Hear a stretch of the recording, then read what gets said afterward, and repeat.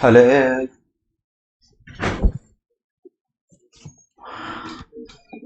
Am I clearly audible? Hey, I am talking. You can't be talking when I am talking. Am I clearly audible? Is my handsome face clearly visible? Thank you. So, ladies and gentlemen, boys and girls, let us go ahead. We are going to start real income tax now. This is, believe me, the commencement of actual study of your income tax law. We will be commencing our heads of income. So yes, ladies and gentlemen, our syllabus is over, but only two things are left. What are the two things that are left? Calculation of NTTI and calculation of in NTTI. What are the incomes that we don't have to include? We are done with that. We call it exempt income. Now we have to go one by one to those incomes which we have to include. The incomes to be included are taxable incomes divided into 5 categories known as the 5 heads of income. Which are the 5 heads of income?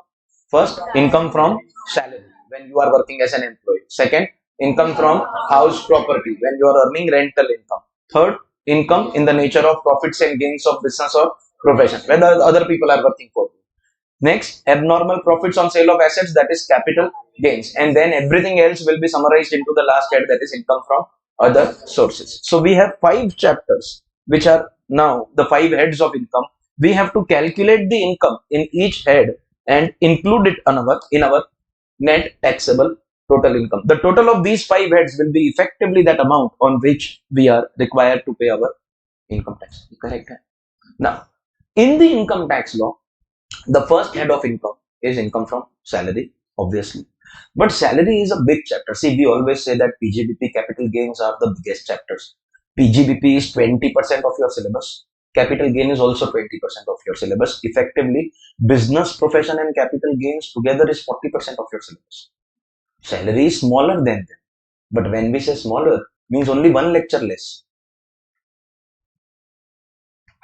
So salary is also a very, very big chapter and also complicated. So for the convenience of a start, an easy start, I am going to change the order of chapters in your book. And the first chapter that I will be doing before salary is income from house property. See, house property is very small and easy, and other sources is also very small and easy. So we start with one small chapter. We get the warm up of heads of income. Then we actually do our 3 big chapters, that is salary, business and capital gains. And finally, we conclude it with again a very small and easy chapter, that is income from other sources. There will be only 2 places in your entire syllabus where I will change the order. One is this, where I will be doing house property before salary. And second, at the extreme end of your syllabus, chapter number 18, that is return filing, will be done before TDS. Because return filing, due dates, etc. are necessary for understanding the concept of TDS. So there are only 2 places where we change the order. So the first place, yes, ladies and gentlemen, the first head of income in classroom, second head of income in income tax. Classroom mein it is first head of income. In the law, it is second head of income, that is income from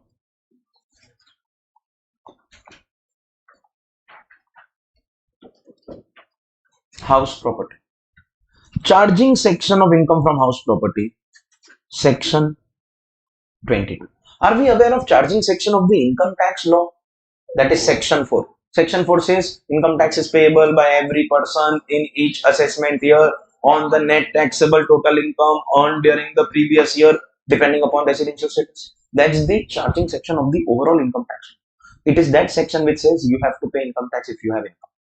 Now we have charging sections for individual heads of income also. What is basically section 22 telling you? Hey, do you have house property income? Pay tax on house property. Charging section of this head of income. Effectively, what is section 4 telling us? Hey, do you have income? Pay tax. And the individual heads of income also have a charging section. Have I told you this, that it is okay to not learn section numbers, but definitely not okay to write wrong section numbers? But every rule has an exception. Okay. Every head of income has a charging section. So we have 15 for salary. We have 22 for house property. We have 28 for profits and gains of business or profession. We have 45 for capital gains, and we have 56 for income from other sources. I am going to instantly remove this from the tab right away. And in these 2-3 seconds, you are supposed to learn these section numbers now. At any given point of time, when I say it is okay to not learn section numbers, you cannot not learn charging sections of the heads of income. That is absolutely unacceptable. Unacceptable for exam also, unacceptable in your real life. Because what is going to happen now that we are going to do the complicated topic, especially after business, profession and capital gains, you will be having interactions with other people pursuing CA, studying for CA intermediate. Some of them will be in the neighboring buildings. They will be your college friends, your building friends, etc. They are also studying for CA. Quite likely that they have already completed the direct tax syllabus, because we are basically one of the last subjects that is happening in your batch, because most of the other subjects are over. But it is likely that they have completed direct tax and some other subject is left. What will happen near the end of the batch? You will feel confident about the subject. You will feel that, okay, I don't just have preparation for exam purpose, but I am also ready to approach this subject for my learning, for my day-to-day learning purpose. I have conceptual knowledge. I am understanding the subject. Because for everything we do, we first discuss the logic. We also discuss why this was written in the law. So you will try to show off in front of your friends by asking them some questions on concepts, on logic. I think you've already done on the existing, right? You'll do it. Actually, real income tax starts now. You'll ask them questions. They will not be able to answer as far as logic is concerned, as far as concept is concerned. They will know the law, because law every class teaches. See, you cannot survive in this profession without teaching the law to the students. So students will know the law, but if they twist the question and you don't know the logic, so they will be weak over there. So when you ask questions and your friend is not able to answer, your friend will also ask some questions. Now your friend will not be able to ask you questions on logic or concept or application of the law, or how to implement the law practically. No, because their area of thinking is limited. So you will ask, why is income of Sikkim is individual exempt? What was the logic? Because you know Sikkim was not a part of the Indian the Republic of India. It was later introduced. There was no income tax. So at the time of annexure of Sikkim into India, it was a promise made which is still being honored. Your friend will not know that. Though you go and confirm this, because exempt income you have also studied. You have also studied. You go and confirm whether your friend knows this, despite the fact that their direct tax syllabus is over. But the standards from the other side will be too low. The question that your friend will ask you is, what is charging section of house property? Because they are made to learn only that much. It's a very basic knowledge. But you have that thing in mind, sir, I will not learn section numbers. So such a basic question you are not able to answer. All your approach of logic, application of the law, understanding the law will go down the drain, because you have not answered only a simple question like charging section. Charging section ka knowledge is mandatory. And I am not going to wait for you to complete the heads of income for you to learn the charging sections. You have to learn the charging section right now, and I am removing them from you. This much time was good enough. You have to learn them. You have no option. Charging section of house property. PGBP. Right. Other sources. 56. Last salary 15, and capital gain will be, so salary 15, house property, PGBP, capital gain, and other sources. What is the role of this charging section? It is this charging section 15 which says, hey, you have salary, pay tax. 22 says, hey, you have house property, pay tax. 45 says, hey, you have capital gains, pay tax. 28 says, hey, PGBP, pay tax. And 56 will say, acha, A, okay. Other sources, pay tax. Understood? So charging section 22, which says, if you have income from house property, you have to pay tax. Rental income from properties is a very, very big source in a country like India. When I told you about the different heads of income in the introduction, I told you about it, that there is one person who has 10 houses. but another does not even have one. Then those who don't have houses, they have to sleep on footpath and film stars kill them. Land Cruiser, oh, their driver. They kill them. Because of this concentration of wealth, you normally see the person who cannot buy the house will use the house of the other person who at one time can stay only in one house. So the remaining houses will generate income for you in the nature of rent. That way, salary is something that we do on a day-to-day basis for livelihood. And so is business. This is your choice. You want to go for job or business profession. Capital gain is abnormal. Other sources is created to cover all your investment incomes, like bank interest, debenture interest, dividend, all of that is going to go in other sources. So that way rent is also an investment income where you are not taking active part in day-to-day life once you have given it on rent. So ideally that should have gone in other sources. But please understand, one, it is recurring, unlike dividend or debenture interest or bank interest, which happen only at certain time during the day. And two, it is recurring quite often, very frequently in a country like India. Because of the gap between rich and poor, it will be inappropriate to classify a head like an income like this in a general head like other sources, and therefore India needs a separate head of income called income from house property. Here is the difference. Your friend knows charging section, but you have not studied. You know why house property in India. Why is house property not merged with other sources? Because it is happening every day, quite often. Every household, every building, you will see some premise or the other given on that. And with what I am going to tell you now, you'll realize that the probability of this further increases, because when they created the chapter, they said house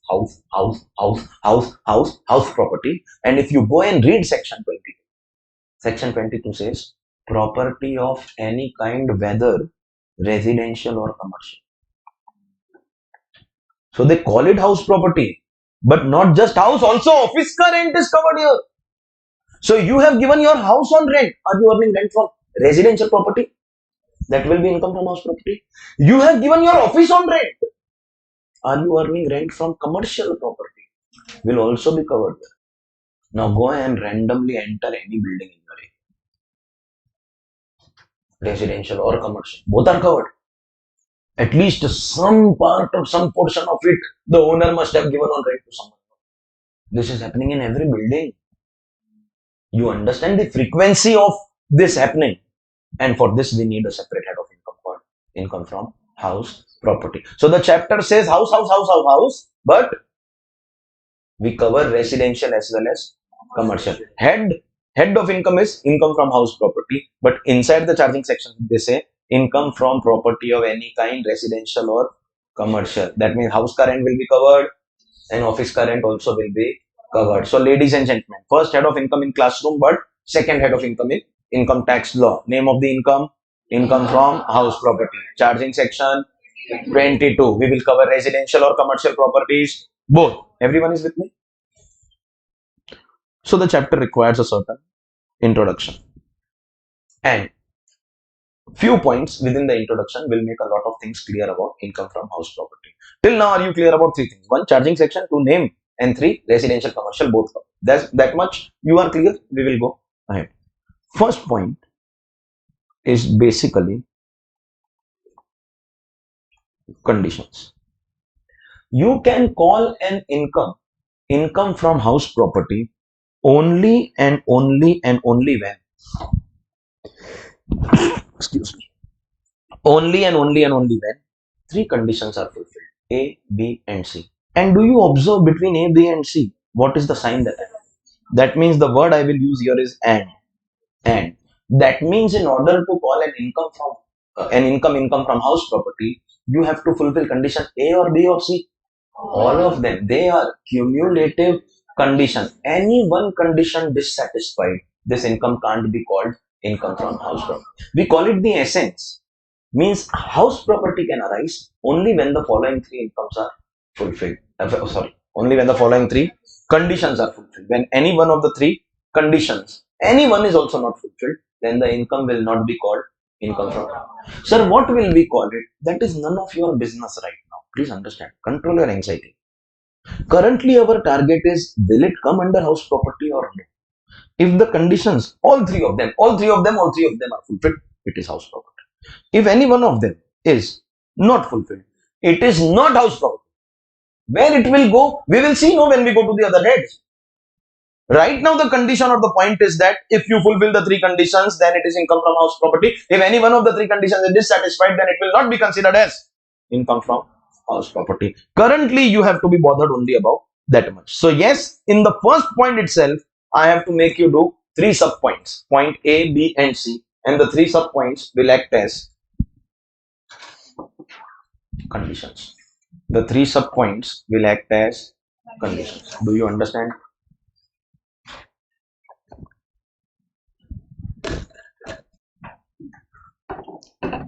Because every condition will consume huge time. I will be doing first the first condition. Lots and lots of explanation. After some time, after lots of time, when all the explanation will get over, I will write B. And then a big question will arise. Sir, this is B of what? Conditions. Forget that. B itself has 5 subpoints.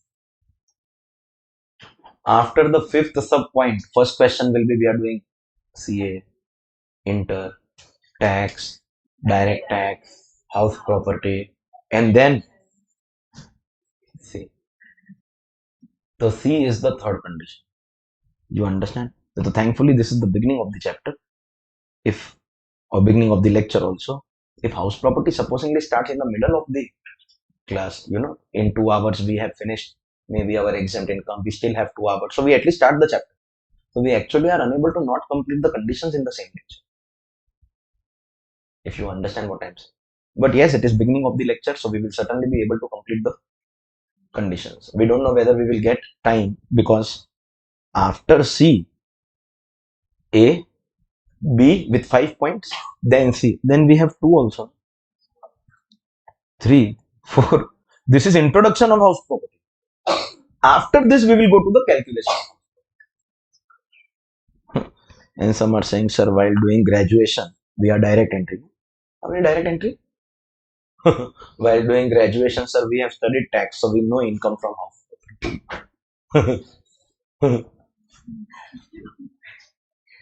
No, make a claim that you know income from house. No, you're not even claiming. Good, good, very good. Honesty is appreciated. So, ladies and gentlemen, first condition for an income to be classified under income from house property, there has to be a building. See, when we say property, my furniture is also my property. I can get rent on that also. My plant and machinery is also my property. And off late, there are huge number of startups in furniture and machinery rental business. Everything is available on rent. Everything is available on rent, bro.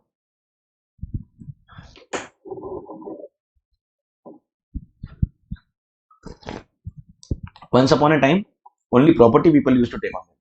Now people have furniture on rent, plant and machinery on rent. Car falls in the definition of machinery. I'll talk about it in business profession chapter. Car, AC, etc., projector in a classroom, computers, we call all of them plant and machinery. Available on rent. Bro, human beings are available. Your college has sent you a notice for attendance, etc. You need someone to act as your parent. People are available. Forget that in some states of our country, chief ministers are available on rent. Some states of our country. You heard of Chief Minister of Delhi, Arvind Kejriwal? He claimed to be the baby doll on STD. That I am the most honest person on planet Earth. I always remove the USB safely. I never skip a YouTube ad. He is very honest. And he one day made a claim that no one can buy me. Obviously, you are available on rent. Why will anyone buy you? Kejriwal, you don't know. You read about his history, his how he came to uh, the notice of the whole country, how he rose to power. Read a little about him. Read a little about it. He is become popular only in the last 10 years. Before that, no one had any idea who is king. The number of years he has spent in politics is single digit. But yes, he is Chief Minister of Delhi right now. So basically, you get everything on rent. Can I say the person who owns the asset will be earning the rent and will be the assessee of our case? Only building ka rent will be coming. That means furniture rent will not come under income from house property. Sir, where will it go? None of your business, right? If you have anxiety, sir, I want to know if I give furniture on rent, plant and machinery on rent, sir, where will it go? Sir, if you do it every day, that is your business. So we put it under PGBP. And if you have done it only like a one-off transaction in a year, once in a while, then you put it under income from other sources. But that is not our concern right now. Right now, we have to conclude by saying furniture on rent, plant and machinery on rent. Bro, listen. Land is immovable property. But let me be clear about this here itself. One thing is for sure, that furniture, plant and machinery, etc. to not cover. Also be clear that open or vacant plot, land, can that also generate rent? And this is immovable property. See, this is also property. But people understand this can't be house property. But this is the immovable property, no? Ladies and gentlemen, this will also not be covered here. If you are giving land on rent, it will not be covered here. Open land will not be covered. So again, where will it go? Same question as furniture and plant and machinery. Supposingly you have a wedding ground and you regularly give it on rent, you may classify it under PGBP. And maybe you do only few transactions in a year, one-off case, then it can be put under IFOS. But believe me, that's not our concern right now. If income from house property has to arise, there has to be some proper construction on that piece of land. There has to be a building. Building can be residential or commercial. Any of them, both of them. But without building, only a plot of land will not come under house property. This part was easy to understand. With the chapter name also we can understand. But this is not so easy. Are you clear? First condition, building means only land will not be covered. Is that clear? Building can be residential or commercial, both, that we have already made clear. One more thing I want to make it clear. The building that is covered here, it can be full building also or part of a building also. See, because we are in Mumbai, we have a different imagination of the word building. In our imagination, building means a properly constructed superstructure, multiple levels, we call them floors or stories, whatever you want to call them. Every floor will have 3-4 homes or offices. You will obviously be owning one of them. Very rarely you will get to see one person owning the entire structure. Generally, it is going to be one house in a building or one office in a particular building. So obviously, if you own that one particular house or that one particular office, you will get rent only of that much portion. You won't be getting rent of the entire building. Is that a part of a building? So that rent will also be good. Because there is construction on the land. Had it been open land, it can't come. But because there is construction, is there a building? You may get rent of full building. See, there will be people who will own the entire building. You can get rent of full building also. That will be covered obviously. Residential or commercial.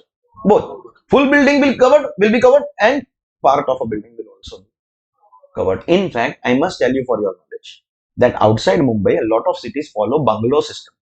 So that entire structure belongs to one person. It can be ground plus 1 floor or ground plus 2 floors. You have like a compound wall. You can park your cars inside. Some bungalows have basement also. That entire structure belongs to one person. It can be residential or commercial. And therefore, income tax sees the larger perception, not just the Mumbai point of view. Therefore, they could not have said one flat or one office. They had to say one building. Means a land on which there is construction. Now, you own the entire building. That means it's like a bungalow. Then also this will come. or it's a flat system, it's an office system where you own just one of the homes or offices, that will also be covered here. In fact, one more thing I want to tell you for your knowledge. Supposingly we go for the Mumbai system, means multiple floors. Each floor will have some houses, some offices. It is possible I own only one of them. Is it possible I own this and this? I own two houses in the building, or I have two offices in the building. Possible? Can I give both of them on rent? Is it possible one of them I use and one I give on rent? We call them two units in one building. This is the building. This is part of the building. Is this rent also covered here? I will say I have given one unit on rent. And many a times you will come across concepts like Jodi flat also. So these two flats are merged into one. You'll come across a concept of duplex, this and this, one above the other, merged into one. There is an internal staircase. Jodi flat next to each other, duplex flat one above the other.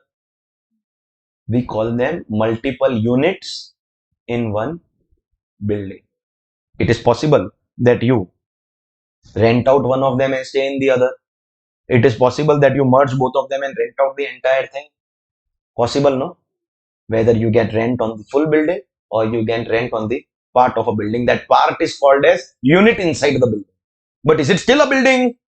I mean, one thing is clear, there has to be some construction on the land. Open land will not be covered. After construction, you give on rent, full or part, it is house property. Residential or commercial, it is house property. There has to be a building. First condition, from today when you learn and I ask you what are the conditions of house property, the one word that you will speak from your mouth is building. Other things understood? Means other assets like furniture, plant and machinery, even land, open land not covered. Is that clear? Building can be residential or commercial, full or part, both. Everyone is clear till here? One last addition in this first condition. When there is a piece of land, on that there is construction. Construction is compulsory. Without construction, open land cannot come in this chapter. Means there has to be some construction. Then there will be multiple units here. You may own all of them. You may own only one of them. You can give the entire building on rent. You can give only one of them on rent. Is it still covered?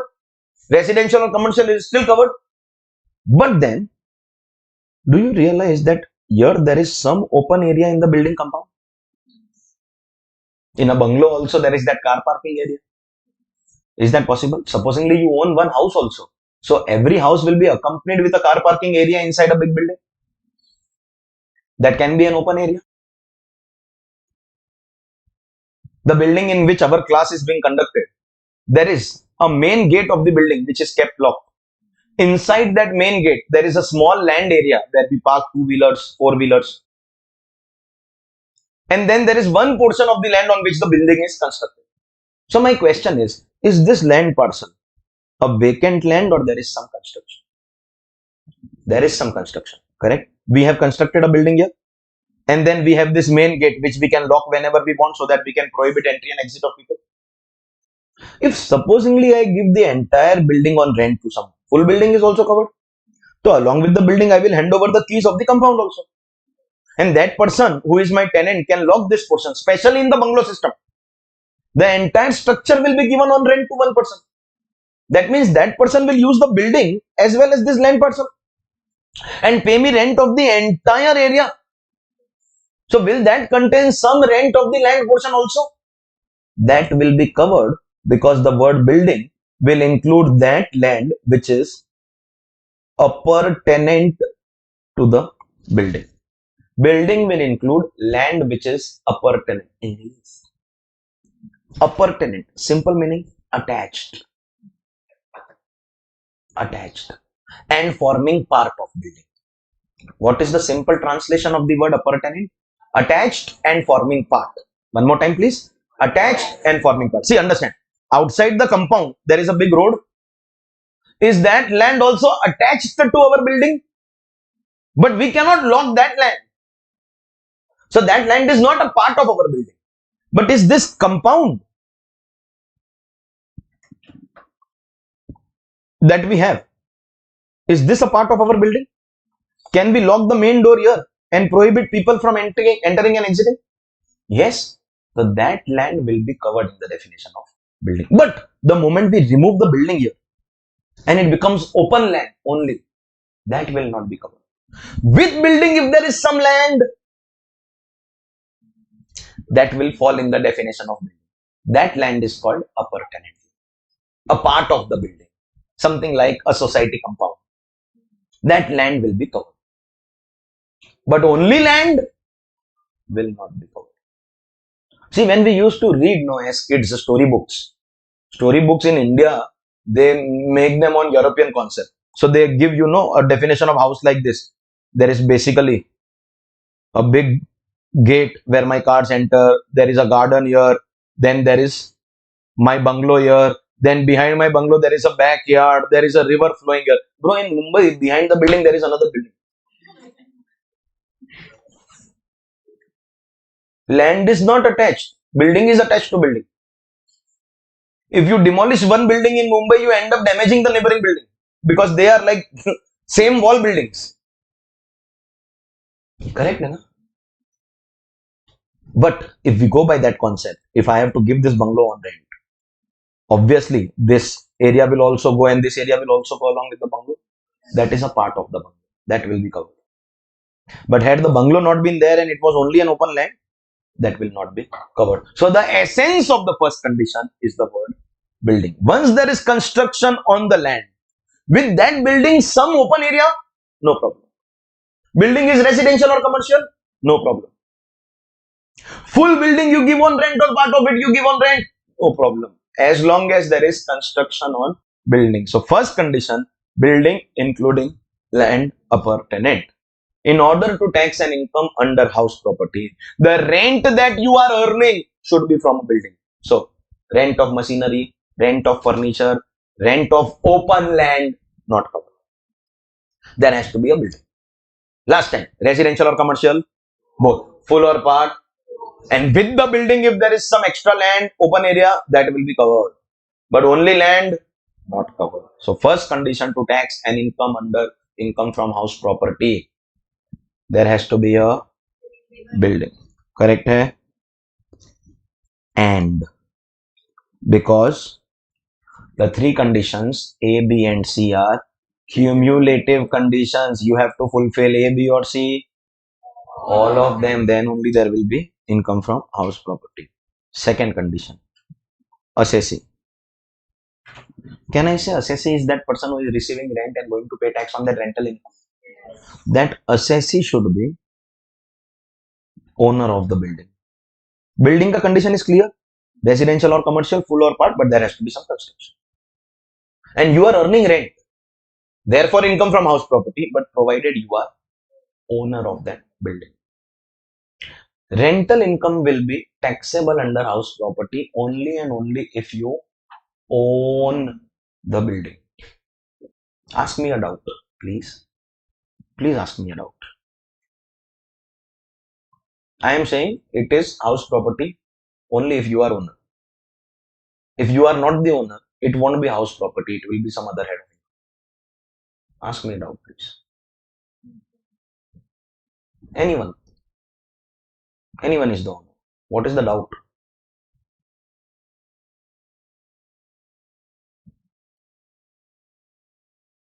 I'll repeat the question. I am earning rent. That's my income. I will put it in house property or somewhere else. Will depend on if I am the owner. If I am the owner, it will be called house property. If I am not the owner, it will be something else. What's your doubt? There has to be a doubt.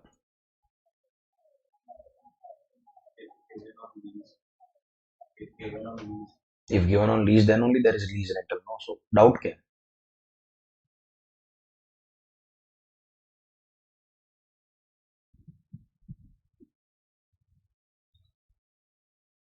I'll participate only when I give some offers. Nobody is answering.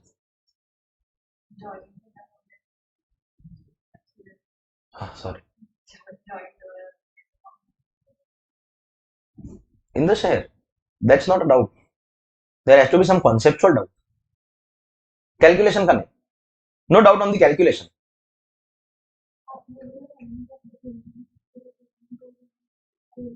Owner of full or part? Full or part? No, that part का owner.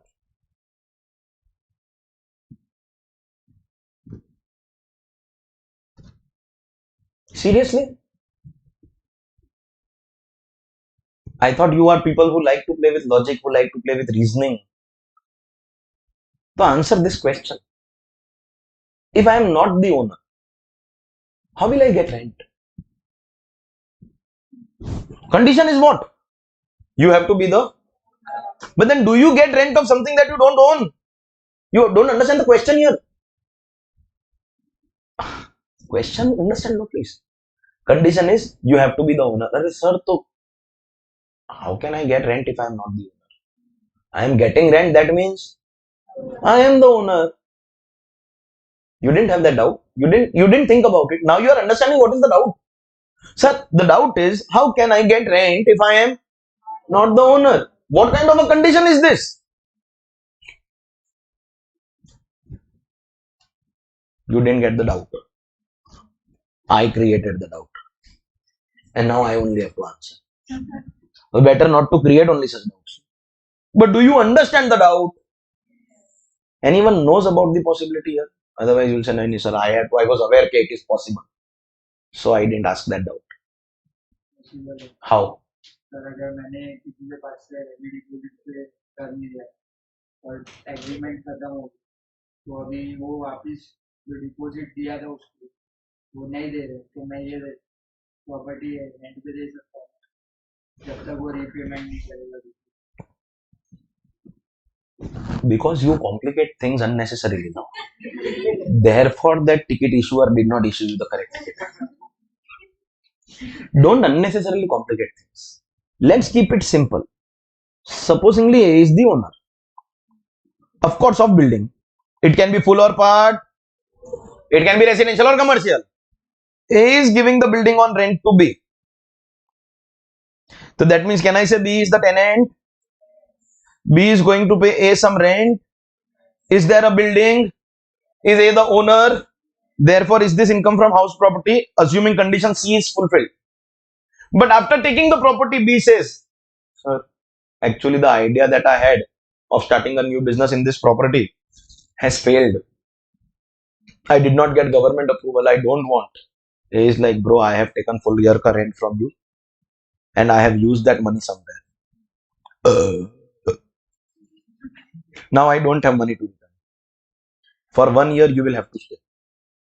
But B is like, sir, what do? I don't need it. A is like, you want to give it to someone else also? You can, no problem. B has given this property. This can't happen without permission of A. Normally, any property, tenant cannot give it to someone. But this transaction, when the tenant, with the permission of the owner, gives it to a third party, let's say C, this transaction, obviously, C will pay rent to B. C is called as subtenant. Ladies and gentlemen, this transaction is known as subletting of properties. Subletting of properties. When the owner gets rent, that is called letting out of property. But when the tenant gives it to a third party, which cannot happen without owner's permission, it will be called subletting. Now my question is not about A, it is about B. Is B earning rent here? Yes. Is there a building?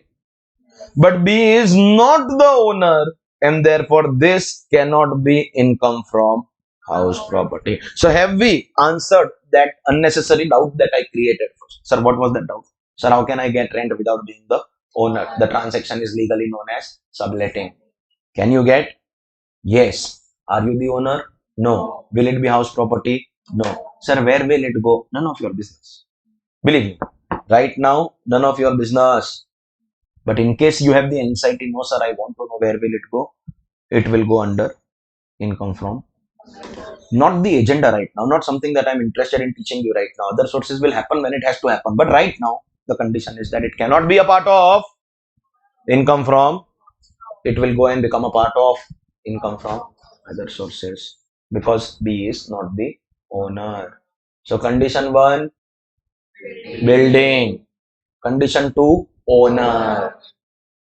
Building and owner. Any income can be classified as rent only if one, there is a building, open land, furniture, etc. not covered. Building can be residential or commercial. Building can be full or part. Building can have some land open with it, but only land will not be covered. And the person earning rent should be the owner. If it's a tenant giving it out on subletting, that will also not be covered. ये clear है everyone? Fantastic. The word owner will include someone called deemed owner. There are 5 situations in the income tax law where the property is in the name of, registered in the name of one person, legal owner, say X. So in government records, who is the owner? X. The property ka, the maintenance bill or property taxes bill, etc. come in the name of X. But income tax is going to assume, presume, that's fine. But the most appropriate word for this is, I've taught you this, considered. Someone else will be considered the owner, let's say Y. So legal owner is X. But in income tax, we will consider Y as the owner. We are actually going and telling the second assessee Y, you are the owner. You don't know it, but you are the owner. तेरे पता नहीं है तू है, पर तू, you are the owner of this property. In the eyes of income tax law, we are going to consider you as the deemed owner. And are you required to be the owner here? This owner will also include. So sometimes it is possible that the property is legally registered in the name of someone else, but you are the deemed owner and you will have to pay tax on income from house property. Effectively, what is the situation doing? Making you pay tax on a property which is registered in somebody else's name. Appears surprising, sir, how is it possible? Well, if you go through the situations, sometimes you will realize it is possible. And here, your slab rate ka little knowledge, we have not discussed in detail, but little knowledge will help you. Little knowledge is good enough to help you with what is happening here. Let us understand one by one the 5 situations of deemed owner. Did I tell you point B has 5 subpoints? The 5 subpoints are the definition of deemed owner, where you will be considered as owner even if the property is registered in someone else's name. 5 situations of deemed owner, one by one. First, any house property, or let me use the word asset. Is house property an asset? That is transferred to your spouse. Spouse means husband or wife. Bro, if you are a male, so it will be wife. If you are female, so it will be husband. And other permutations are legally. The general knowledge ke liye, it is legal now, and we are with you. Okay. If somebody is making fun of you, we'll tie some bands in your support and come out for a rally. Only after you support me for increment. And if you join my protest, I join your protest. Simple. It is always 2 ways. So asset transfer to spouse. And only my students require this clarification. Believe me, no other coaching class ka students require this clarification. But if you are my student, it is necessary.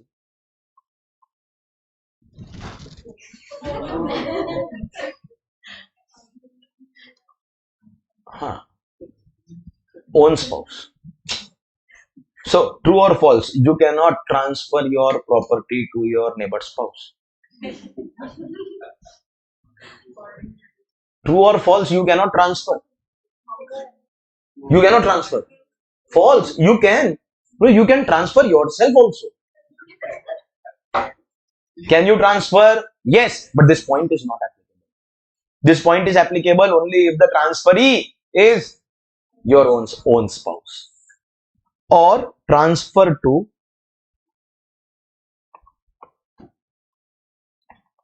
minor child. This does not require clarification that your own minor child. Obviously, your own. See, neighbor's wife may, there is probability of transferring. So I need clarification. You won't be transferring assets to other people. But yes, if you want the clarification,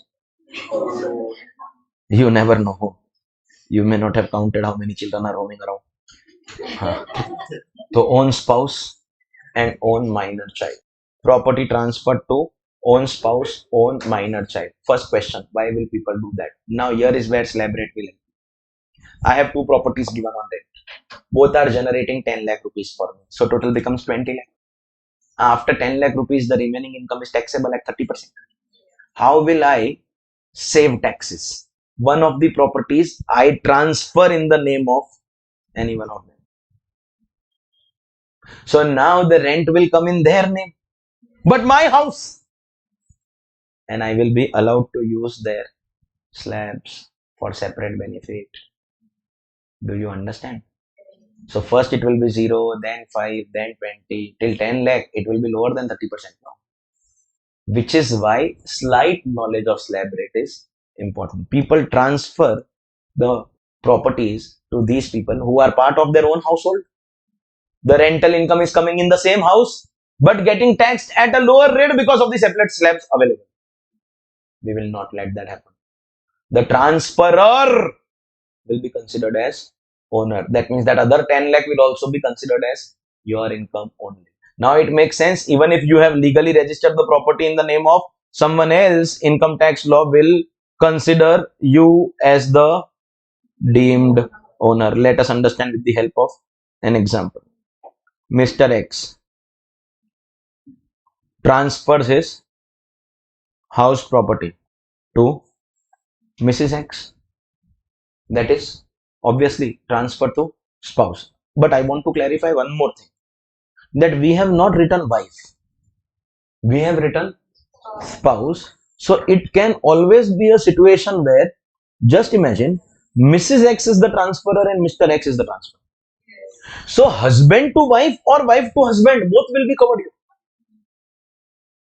If we would have said transfer to wife, then the second point may not be covered. But if we say spouse, it can be husband or wife. So husband to wife is covered and wife to husband is also covered. But let us stick to the first case. Mr. X is transferring property to Mrs. X or X1, their minor child. So do you now realize this transferee becomes the legal owner, but the transferor will be considered as the deemed owner. Why has he transferred? So that property is in their name, the rent comes in their name, we are allowed to exploit, or we will be able to exploit the slabs, but income tax will not let you do that manipulation. So that rent will also be considered as your rent, even if property is in whose name? Transferee, spouse or minor child, but the transferor will be deemed to be the owner. Any property transferred to spouse or minor child, the transferor will be the owner. So clarification: 1, transferor or transferee ka gender can be anything. It can be father to minor child or mother to minor child. It can be husband to wife or wife to husband. Is that clear? And couple of clarification. This point will be applicable. This deemed owner ka first point. Where are we considering this as the owner in income tax despite the property being registered in this person's name? For which there is a condition. Condition 1, that the transfer has taken place through inadequate consideration. See, think about it. If the transferee, spouse or minor child, has paid the market price of the property to the transferor, that means transferor will show it as sale of asset, show income under capital gains, and pay tax on the capital gains. Sir, after paying tax on capital gains, I can sell it to anybody on the planet, my spouse or anybody's spouse,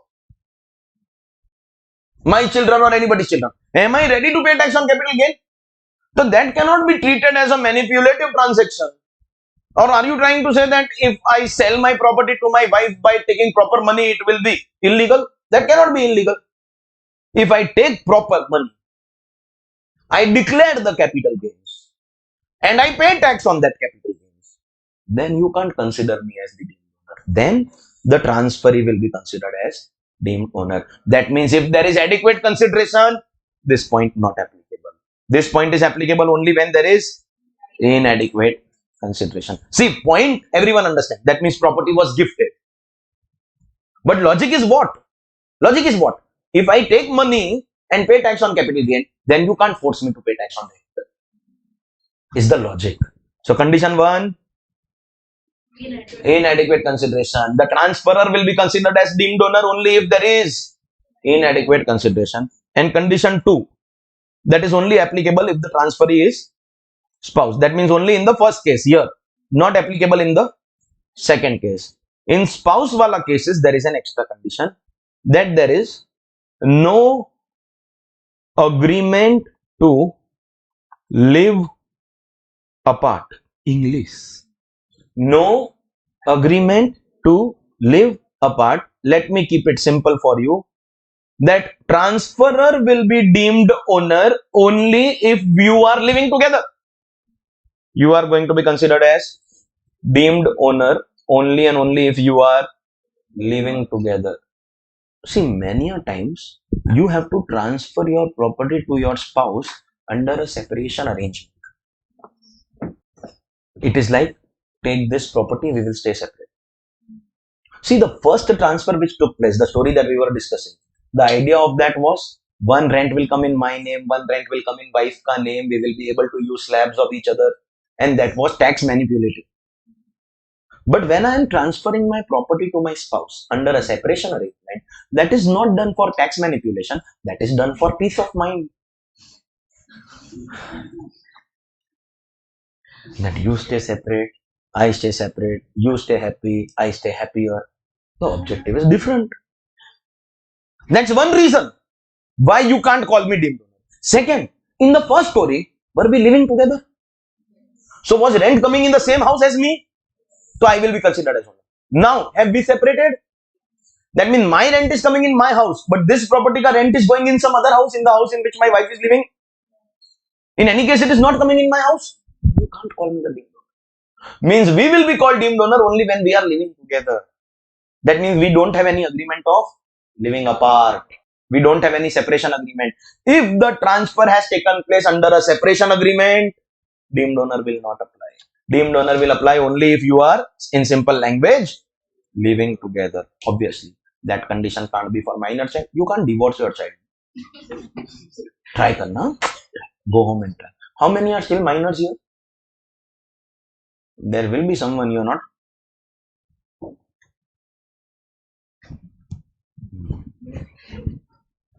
What's your name? Bhakti.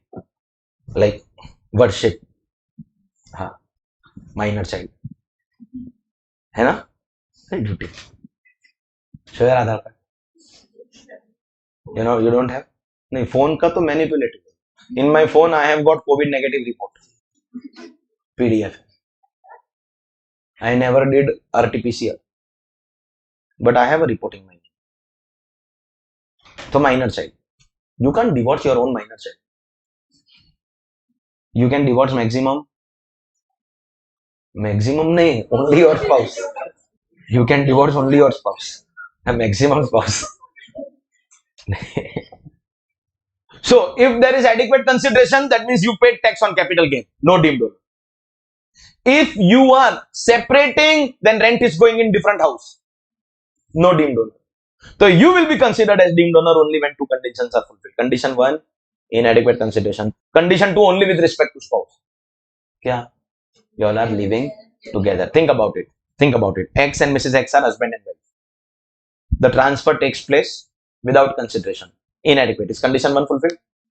And they are living in the same house. That means rent is coming in the same house. That means condition 2 is also fulfilled. I mean, basically, X is trying to show his rent as Mrs. X rent for exploitation of slabs. Then we apply deemed owner. The moment there is adequate consideration and he is paying tax, no deemed owner. The moment they separate, no deemed owner. Deemed owner will apply only if inadequate consideration and living together. Inadequate consideration and living together. Is that clear? Huh. One more thing I will be clear. Once conditions, everyone understand with logic. There was a question in a CA exam where question said Mr. X transferred his residential house to his wife and they are living together. Living together means Condition 1, so condition 2 fulfilled. But there's one more condition. Inadequate consideration. Question continues by saying, in return, Mrs. X gave him natural love and affection as consideration. And lots of love and affection. So adequate consideration. So condition 1, dissatisfied, no? Because there is consideration. Bro, natural love and affection is not consideration as per contract act. Are you aware of that? So the consideration has to be monetary, bro. Monetary. For non-monetary consideration, nobody will transfer to own spouse. For non-monetary consideration, we transfer to neighbor's wife, of course. I share extremely cordial relations with my neighbor and his wife. Bro, don't go and tell this to my neighbor. You must not be knowing my neighbor. Bro, problem arose when one of the students made a clip, वो होता है ना viral, वो funny clip of this concept and uploaded on Instagram, tagged me in the story. I also, without checking the video, did a repost. Repost, you understand? And I have 3 other houses on the same floor, and all 3 neighbors are my followers on Instagram. All of them follow me on Instagram. Bro, it was so difficult. So I told A that it's not about you, it's about the other. Means all 3 feel that it is the others. Just imagine one day all 3 of them come together and ask me. No, bro, still easy. I can simply tell them, I am your neighbor since 5 years. And I'm teaching since 14 years. So this is about my old house. Now mind your business. Oh, you know how safe we have to play. Keep changing your house. And keep putting it on the previous neighbor. And keep maintaining cordial relations with every new neighbor. And the wife, of course. So, ladies and gentlemen, consideration has to be monetary. If there is inadequate consideration and you are living apart, then you are living together, then the transferor will be considered as the deemed owner. So, if I now do 2 with you, this will be 2 of what? In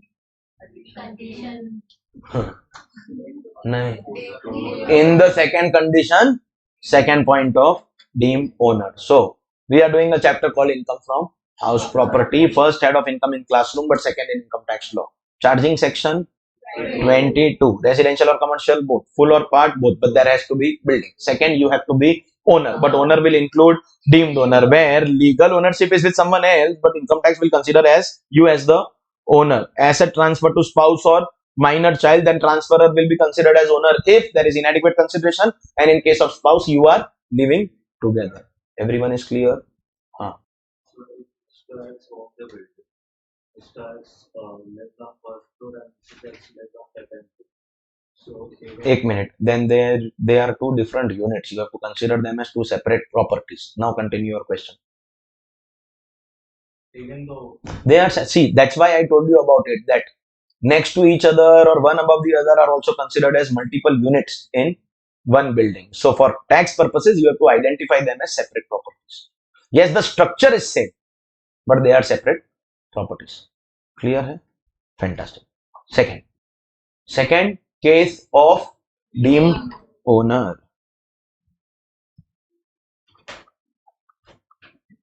Holder of impartible estate. Holder of an impartible estate. Okay.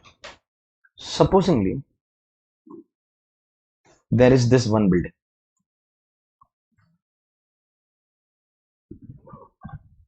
Belongs to a person, Mr. X. This building has ground plus 2 floors. So you can say ground, first floor and second floor. Is there a building? Yes. Mr. X dies, and this property now is jointly owned by his 3 children, A, B, and C. But problem is, in government records, it is one building. So there will be one electricity bill of all the floors. There will be one property tax bill of all the floors. The rent also that you will earn will be of the entire structure. See, you cannot be making separate entry. If it was possible that there was a separate entry here, you could have applied for a separate electricity bill, separate property tax evaluation, and you could have converted them into three different properties. But the staircase is here inside, and that same stair you have to use to go up from here and come down also. So there is one entry and one exit of the entire structure. You can't have separate entry exit for the first and second floor. Indian households are of two types. One, it is possible that the brothers are extremely cordial with each other. So they are occupying their respective space. Every time 2 is coming or going, or C is coming or going, C occupies the top floor, comes or goes. He greets his elder siblings B and A while coming and going. Same is the case of A and B. That is one possibility, but a rare possibility in a country like India. You generally not see brothers cordial with each other. It is also possible that they don't like to see each other's face. But every time there is entry and exit, you have to see each other's face.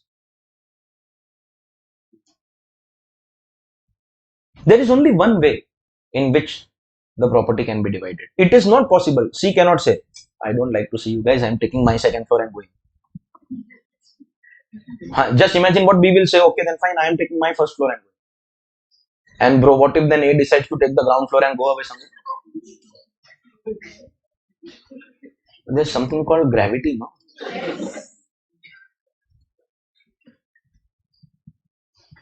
Gravity was discovered by I.C. Newton. अरे Newton का नियम you don't know? You don't know the whole story. Do you know the story about Newton का नियम? क्या यार भाई Newton का नियम scientist I.C. Newton? You don't know? ठीक है. We'll keep a separate session on that because in any case, not a lot of people will be able to relate to Hindi TV shows.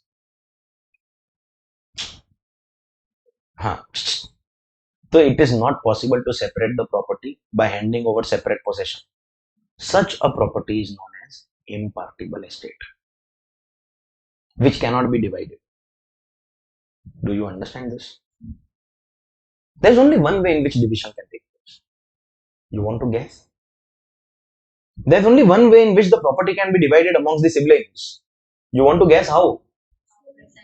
Sell the property and divide the money is the only way. Renting में ownership of property का I am talking about. Rent में I am coming to it. I am saying if we want to separate our share permanently, then there is only one way out. Sell and divide the money. But selling a property is not easy for various reasons. One, it's a huge property, so price will be very high. Because the price is very high, you won't get buyers easily. See, immovable property ka biggest problem is that when the property crosses a certain market price, then selling becomes difficult because somebody should be able to afford that much more. So, instruments like shares, debentures, preference shares, mutual funds, bank, FDs, etc. have popularity only because small amounts can be invested. But the return on investment is very less. And this is where suddenly gold shines in between because return on investment is very high and you don't need huge amount to invest. You can start investing in gold with as low as 5,000 rupees. Gold is available in all quantities and plus it is very liquid. Properties are not liquid assets. If you want to sell them, you have to sell them in a hurry. Today, immovable property market, general knowledge I am giving you, is basically a desperation market. A deal in property can take place only if seller is desperate or buyer is desperate. Only if seller says at any cost I want to sell it. Or the buyer says at any cost I want to buy it. Unless and until it happens that way, immovable property ka deal cannot take place only. One of the two parties has to be desperate. Then and only then an immovable property transaction can take place. So not easy to sell. And believe me, as you rightly said, sir, you can rent out the property. But such a big property to give on rent is also difficult. And separate rental is not possible because you understand the concept here. Had that been possible, we could have probably occupied our respective share. B and C decide to move abroad. Bola, we are not interested. Whenever you want to sell the property,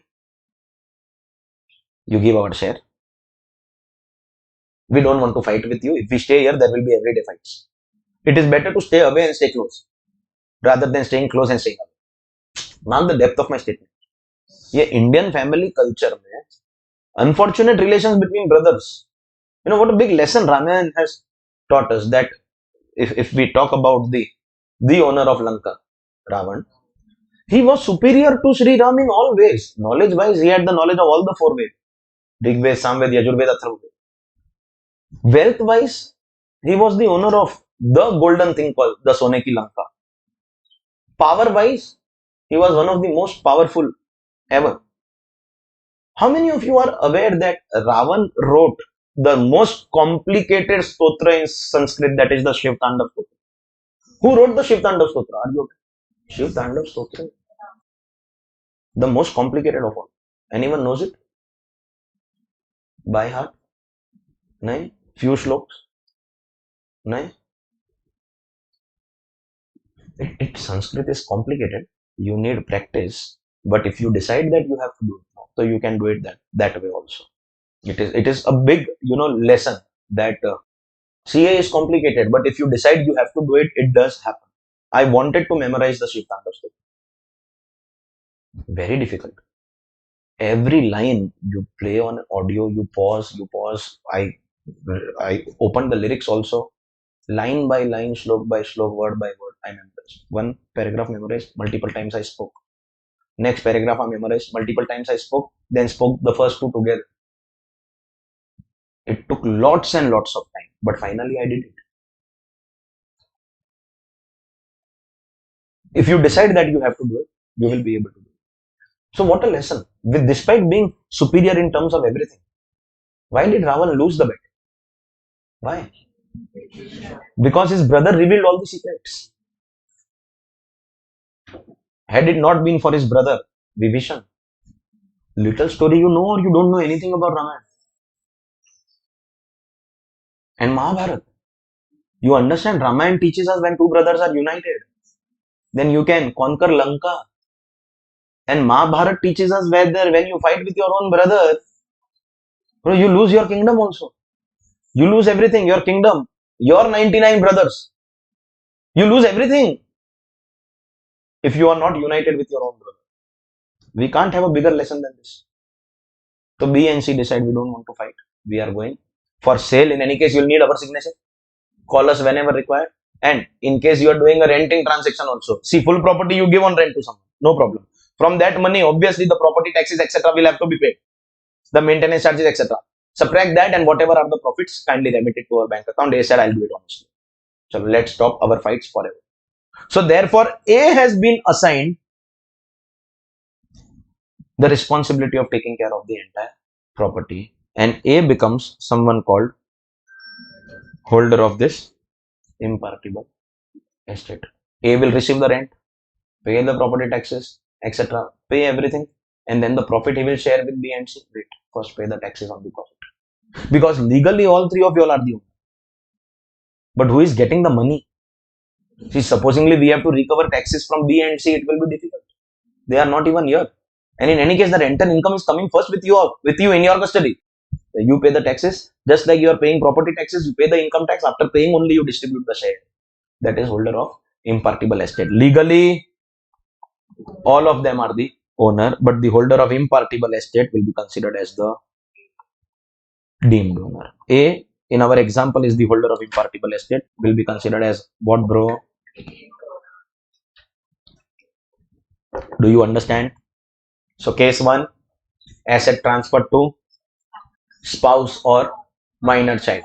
Condition, inadequate consideration, and for spouse living together. Second, holder of impartible estate. Third, a house building scheme. Third of what, bro? Deemed owner. Thank you. House building scheme. Situation 3 in deemed owner. This only those will understand who understand the meaning of cooperative housing societies. Very rarely you will get to see one full structure owned by a particular individual. Generally, it will be the members of the society who are owning the entire building in the name of the society. For example, there is ABC Cooperative Society. This cooperative society owns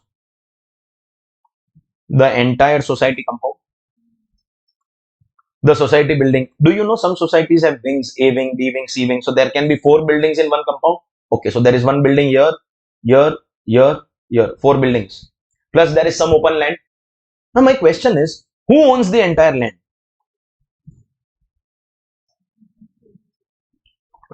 Cooperative society. Who owns all the 4 buildings? And which is why the society has the right to make rules and regulations of using the building premises, especially the common areas. What will be the timing of the garden? What will be the timing of the clubhouse? What will be the timing of the gymnasium? What will be the timing of the swimming pool in the society? After this time in the night, you cannot play loud music. What will be the rules of guest parking? Who will decide all of that? Society. Of course, we conduct something called AGM. In the AGM, these proposals are put by the committee. So we will be having a chairman, we will be having a secretary, a treasurer, proper managing committee. They will put their proposals, member will give their opinion. Ultimately, like we pass resolutions in AGM of companies also, there will be resolutions passed and accordingly decisions will be taken. So decisions are taken as a whole by the cooperative society. The pet policy. You know, some people are pet lovers. But it depends on person to person. No. My wife cannot travel in the same lift if there is a dog. I am not scared of the pet, whether dog or cat. But I find it extremely unhygienic. I see pet parents, we call them pet parents. And then immediately they eat food also. They make their pet eat with their own hands. Your pet has licked your fingers and then you're eating with their own hand, with that hand. Some people don't watch chi. With due respect to the pet lovers, I find it extremely dirty and unhygienic. Especially because I have also suffered an allergy. Google this. Pet dander. Pet dander allergy. You have idea of this? It is infection if you have come in close contact with pet saliva. So some years ago, I used to take private tuition of a gentleman, a CA final student. Of course, private tuition, I must have told you, one student has to pay fees of 100 students. I used to go to his house. He had a dog. At any given point of time, that dog used to enter the room, bite his pen, bite his pencil, bite him, lick him. I used to maintain safe distance. But I used to teach him in his notebook by writing exactly what I do in your class. And pen he only used to give. I don't know when I happened to use that saliva wala pen. I had rashes on my entire body. He paid me fees of 100 students. My doctor expenses was more than that. I hate pets. But society ka policy, society will decide whether there will be a dedicated lift for pets, whether you can take your pet in that lift or no, which portion of the society ka open area your pet can be taken, where you can feed your pets, where you cannot feed your pets. Who will take all the decision? Society will do it. That means, can I say society happens to be legal owner of the land and building? Who owns all the 4 buildings within the society compound? But then inside this building, there will be multiple houses. We call them units. You may not be owning all of them. You will be owning only one of them. How does one become owner? Say there is one house here. How do I call myself owner of this house? Because one thing we have understood, that legal ownership of the entire building is with the society. Then how can I call myself owner of this unit? Do you have knowledge of this? Then I will take you further. There is a housing society.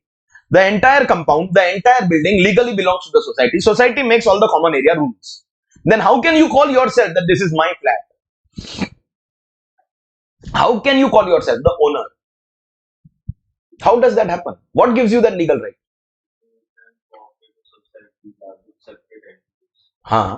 So how do you call yourself the owner? Do you know that any person, example, Mr. X, can claim to be the owner of this flat if you have purchased shares, if the society has allocated to you share certificate in the society. Today, shared certificate in any society is the most important document which proves that you are member of the society. By buying shared certificate, you become member of the society, and that gives you right over the common areas as well as this particular flat. Every housing society has share capital divided amongst the various houses within the society, and in order to be called the owner of that particular house, you have to buy that particular share certificate. So for example, I recently purchased a house. That house ka share certificate was in the name of the previous owner. He was the one who was allocated that house by, he purchased it directly from the builder. So his name is the first name in the share certificate. Now the back side of the share certificate contains all the details of past transfers, but because it was the first transfer, there the back side was completely empty. When I purchased, on the back side, they enter the names. My mother, myself, and my brother. 3 people jointly purchased from the previous owner. Sign of the chairman and the secretary, round stamp of the society, and the date. That from this date, these people are the owners of the society. Plus, there are more blank columns. So today, if I sell that house again, so in that new blank column, the new owner ka name will be written. Society ka stamp and managing committee signature will make the new person the owner. In fact, more general knowledge. You generally will need bank loan. Bank loan will require documents. Documents में bank for sanctioning requires only photocopies. You can now, though in digitalization, you can give PDF also to the agent. So in that, you need agreements. And all the chain agreement. Chain agreement means builder constructed, one person purchase. That person sold it to me, I sell it to you, you sell it to you, you sell it to you. Finally, when you are purchasing, so you will need all the agreements. We call them the chain of agreements. Of course, in my case, there were only 2 agreements. One, builder to the previous owner and previous owner to me, because I was only the second owner of the property. Shared certificate. OC, the occupation certificate allocated by local authority. When these documents are submitted, only then bank will sanction. Of course, my financial capabilities on the basis of my income tax records. So I have to give my computation, my balance sheet, my profit and loss account, my bank statement, so that I am worthy of a loan. When I submit all of this, bank will sanction a loan. Now, bank will not give me the loan money. Bank will give the loan money in the account of the seller. है ना?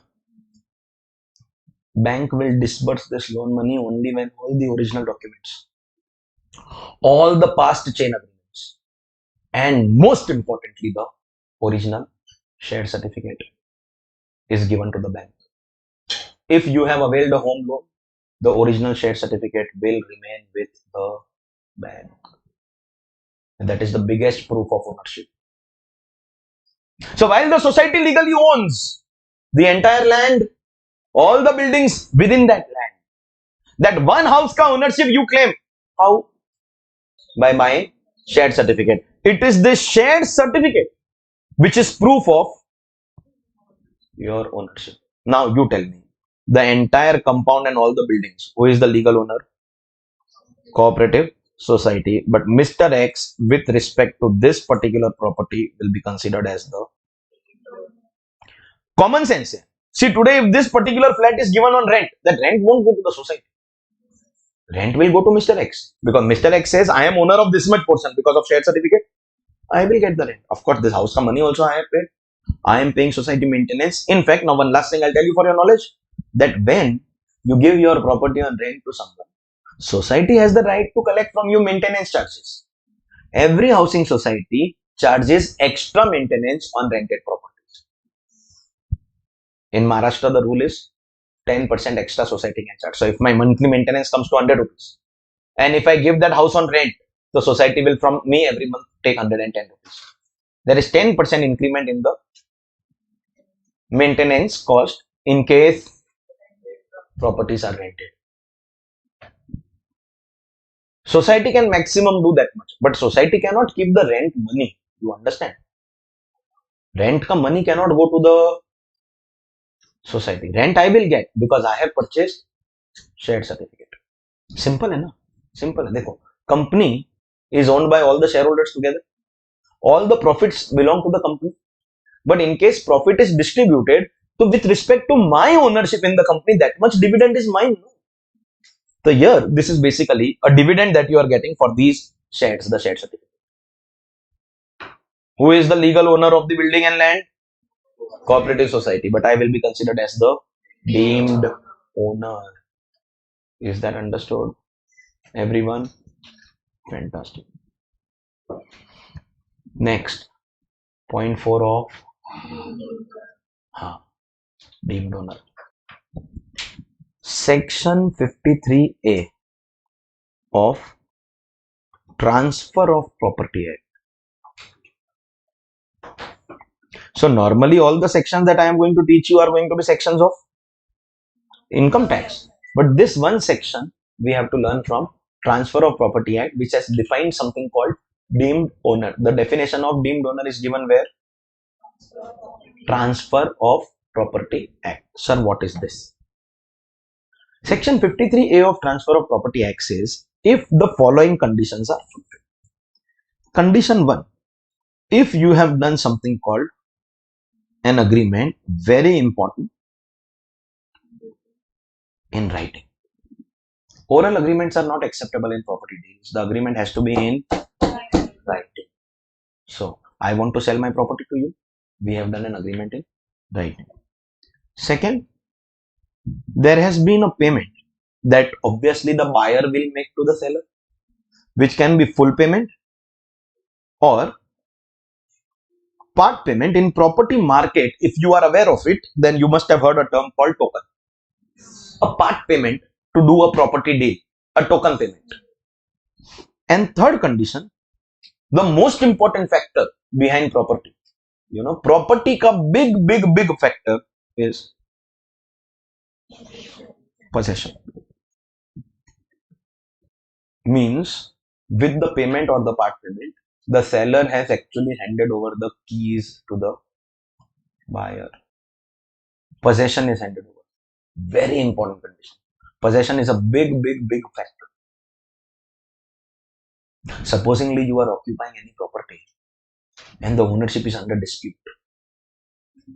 Your family is fighting with your uncle's family, your brothers are fighting with each other.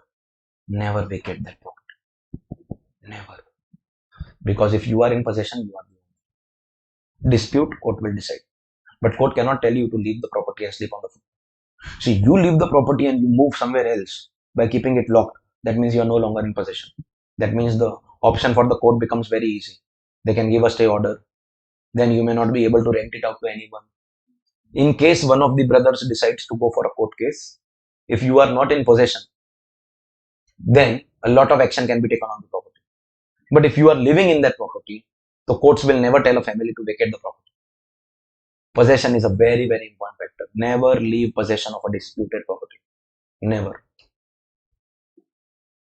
So, Transfer of Property Act believes that if you have the possession, you are the buyer. That means you have taken the possession. You made some payment. And most importantly, you've also done an agreement, not an oral agreement, but a written agreement. All risks and rewards are deemed to be transferred. As per which law? Transfer of Property Act. Deemed to be transferred. Bro, I'll tell you one thing. A very important factor is still remaining to be completed. Consideration, that's okay. You could have paid full also. A very important thing is still remaining.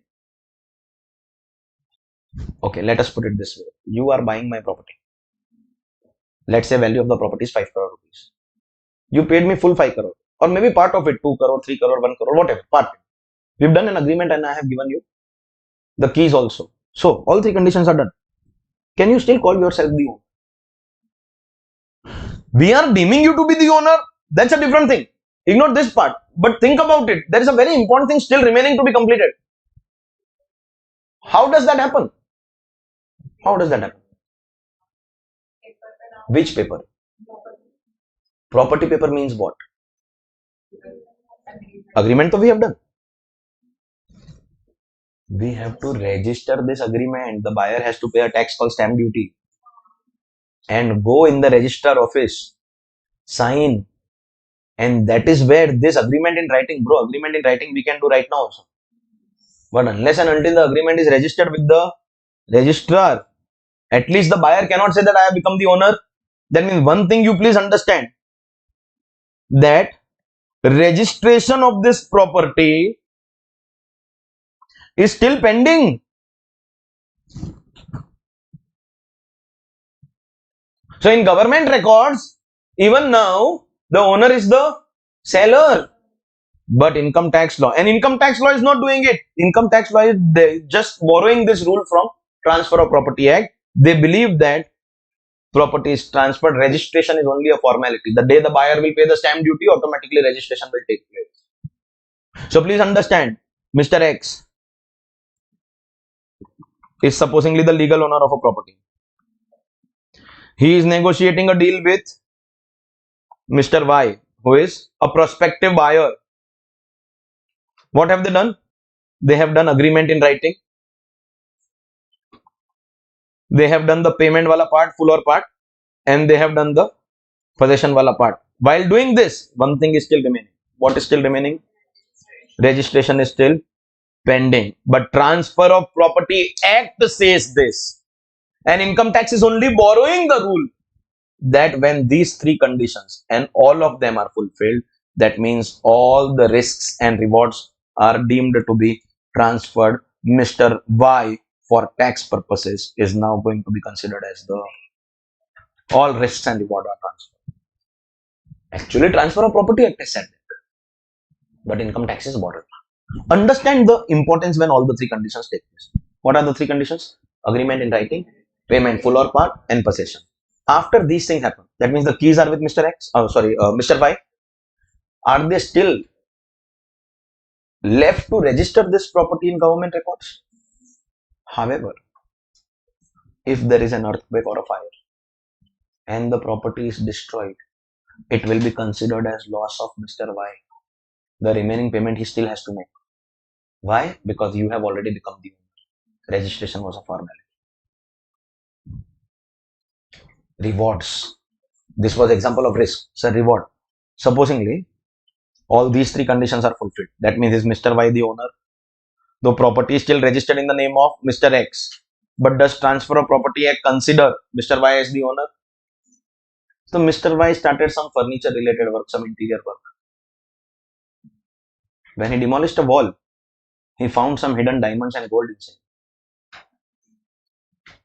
He started digging the land for a deeper base because he wanted to construct a high rise. So inside the land, he found hidden wealth. All that will also belong to the buyer, Mr. Y.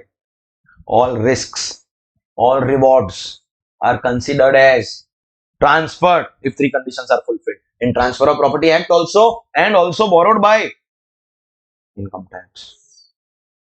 All risks, all rewards are deemed to be transferred. Section 53A of Transfer of Property Act when three conditions are fulfilled. So what are the three conditions? Agreement in writing, payment full or part, possession. All risks and rewards are transferred. Buyer will be considered as deemed owner even while the registration in his name is still.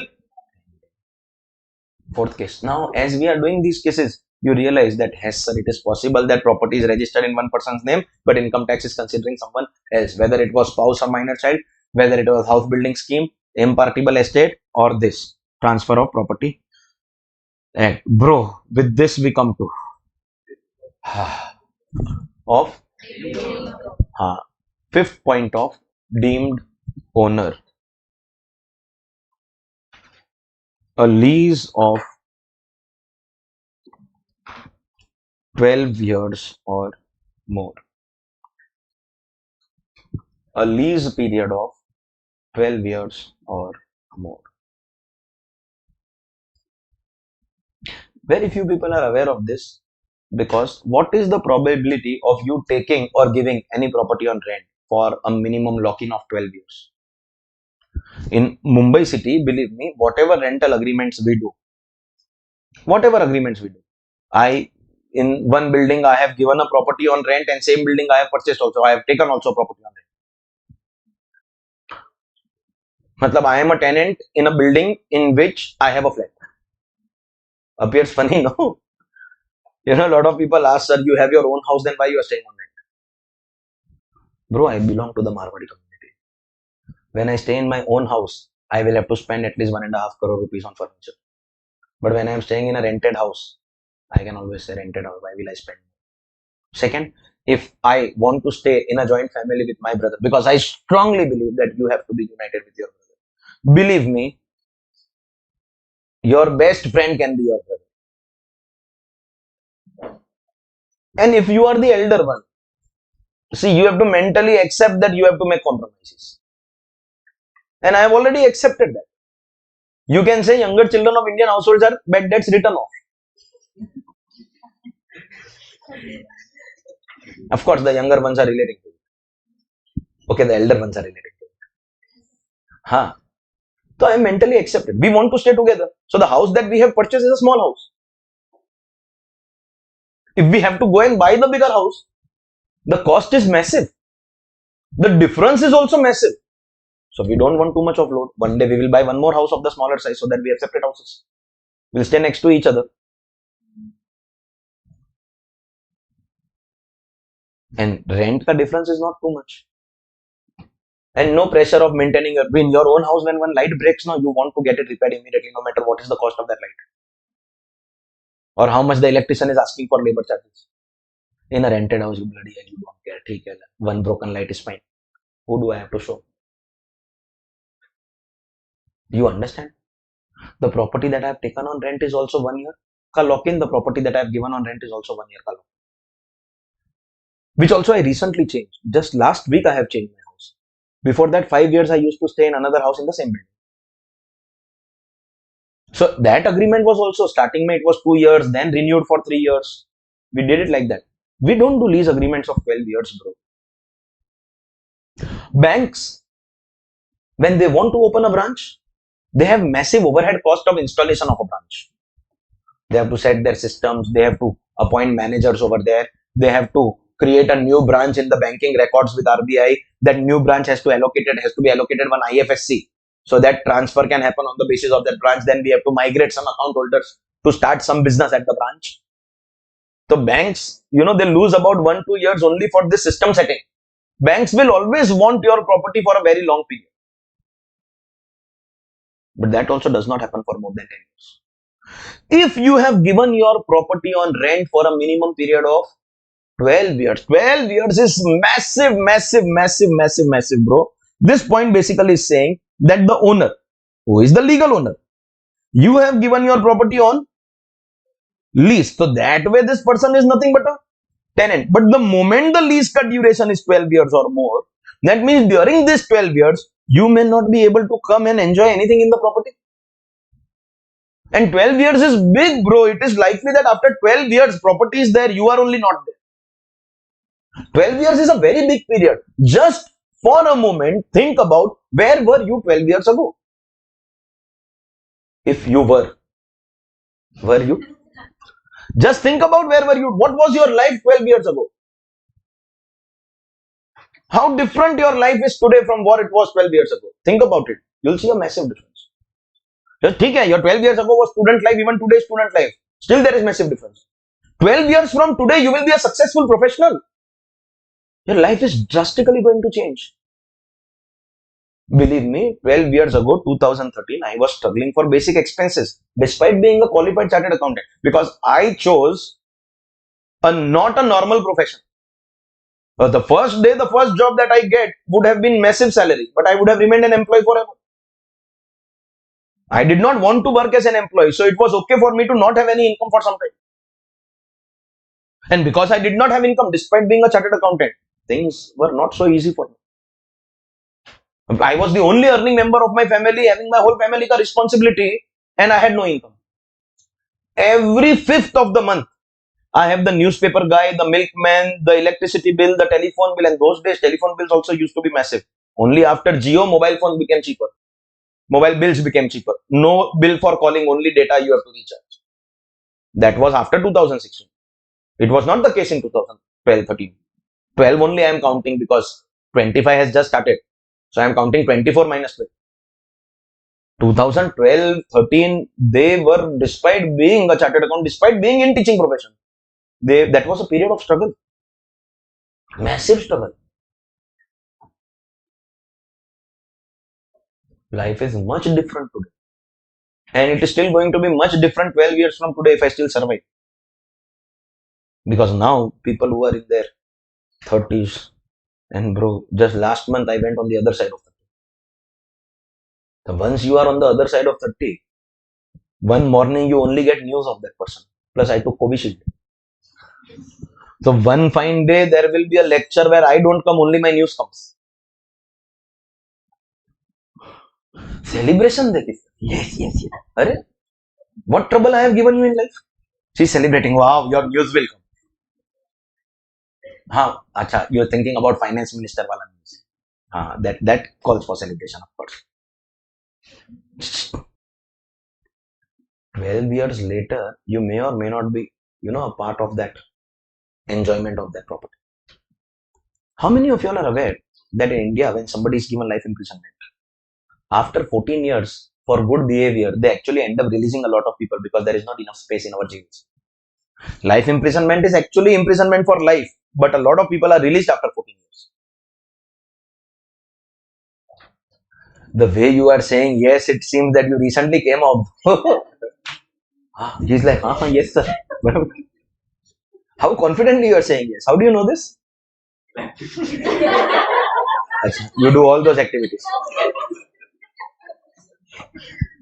Rushed, na? Ha. What were the reasons why exactly you were kept for 12 years? Mama the jail. What did he do, if you don't mind me? Still respectable. Arey bro, smuggling is basically cheating the government, no? Government ka cheating is allowed. We are in a profession that we are going to support that, bro. Cheating the government for evading tax. I believe smuggling not of drugs and gold smuggling, diamond. So bro, we all do it officially, unofficially. One trip we do to Dubai, we all do it. Rule is simple. When you come back from Dubai by buying the gold, on the luggage trolley, keep one bag over the other, and your bag containing gold should be the bottommost bag, and on the entire that luggage ka trolley, on that you make your son or daughter sit. So when you are coming out of the airport with a small baby, custom officials generally don't stop families. See, I misused this thing that I was aware of because I also had a son at that time when I had gone to Dubai. Bro, you don't take a son on rent only to do that. But smuggling is going to be acceptable, bro. Except that is so normal. Still better than my mamas, bro. If I someday I tell you story of my mamas, no, bro, you will have tears in your eyes. Believe me. The day I tell you about my mamas, Kans. You will consider him as Devta. Kans was nothing, bro. Today, if Kans comes back, no, he will be proud of me. If they have a weapon in their hand, next moment they will not see me alive or my mother alive. Why? Because their mother, also my mother's mother, loved my mother more than them. तो वो तो general system है bro. Indian mothers love their daughters more than sons. What is wrong? उल्टा होता है. Fathers love daughters more. But my mother's father expired at a very young age. So her mother played the role of.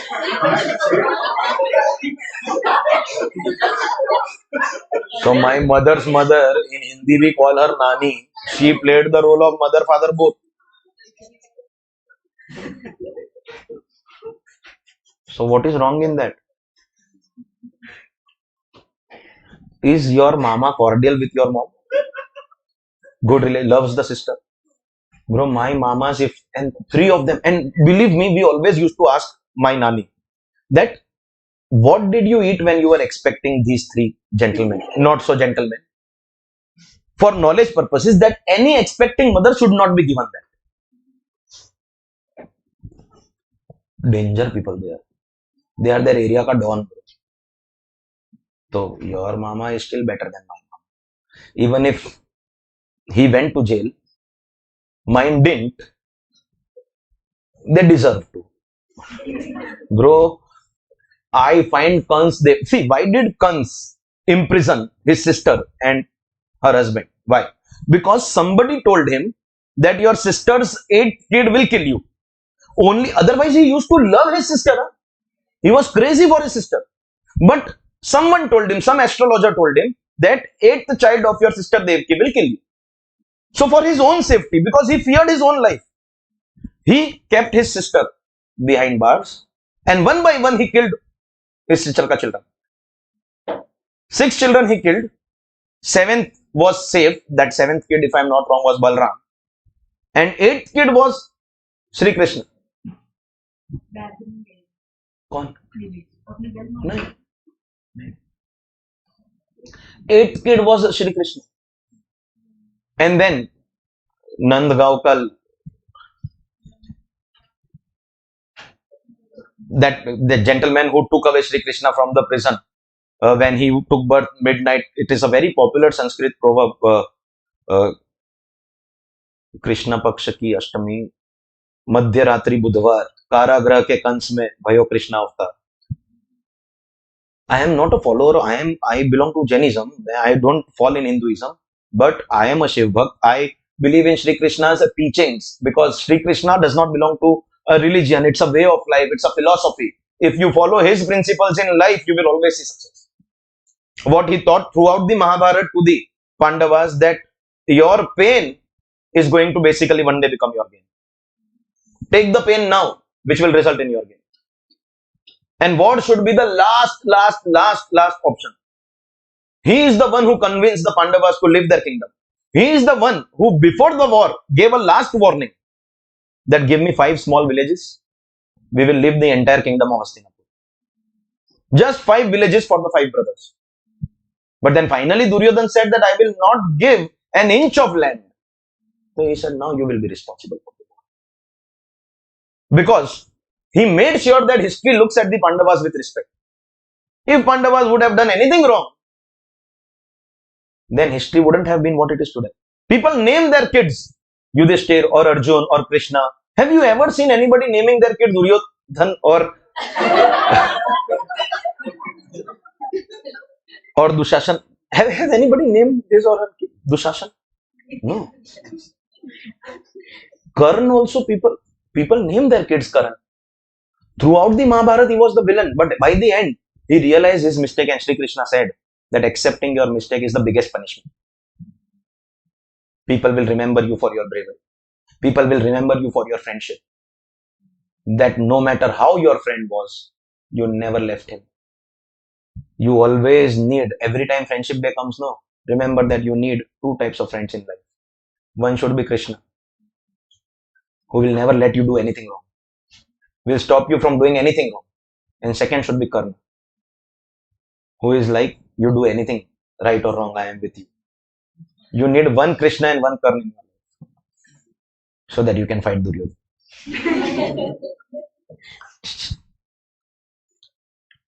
The point is, do you know that Pandavas were also on a vanvas for 12 years?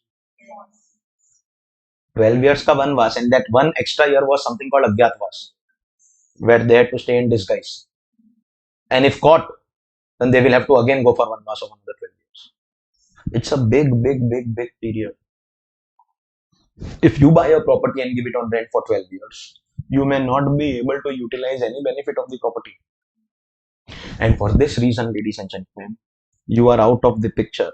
This tenant of yours, income tax considers this tenant as the deemed owner.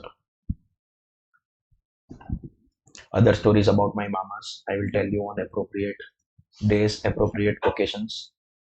By the way, they don't deserve so much of our time, but fair enough, they are a lesson. And you know, one has a problem or another has a problem, and all 3 are same, no? So it's a big question mark that how did it happen? And we can't do anything about it. But yes, that's your 5th and the last case of deemed owner. 12 years or more if you give your property on rent, then the tenant will be considered as the owner for income tax purposes, provided it is a minimum tenure of 12 years. So the normal 11-month ka agreement that we make, or 2-3 years ka lock-in period, or maximum 5 years ka lock-in period, highest you'll see banks 10 years.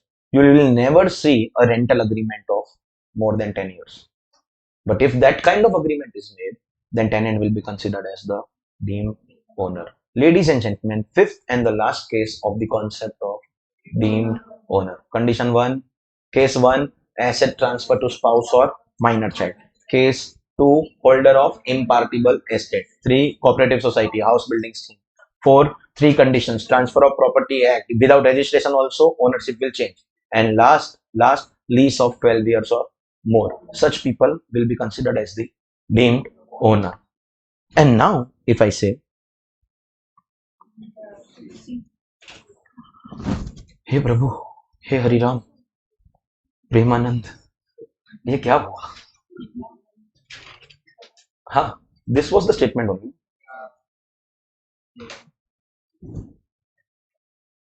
See,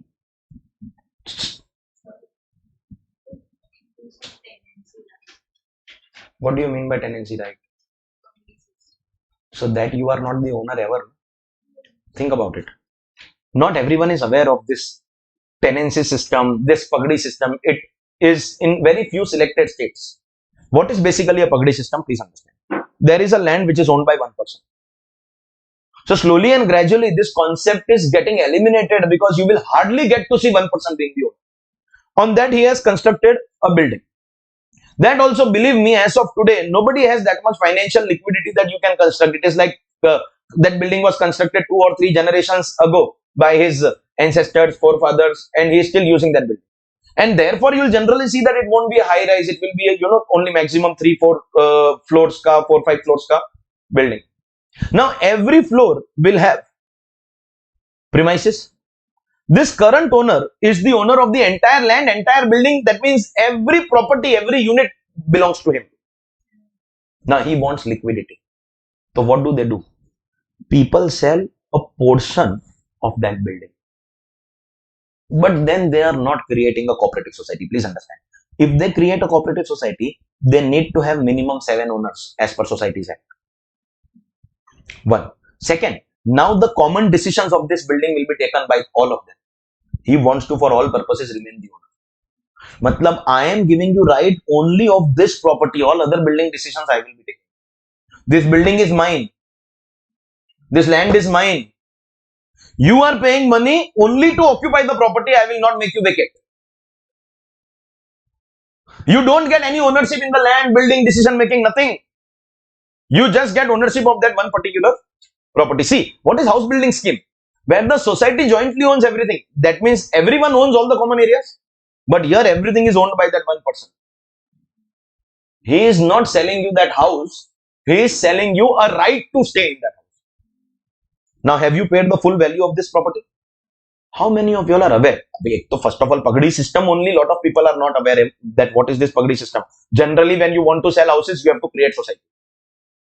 But in case this person has not created society and this fellow wants to sell this property, from the selling price, 1/3, and these days so they have started charging more also, this owner of the building ends up taking.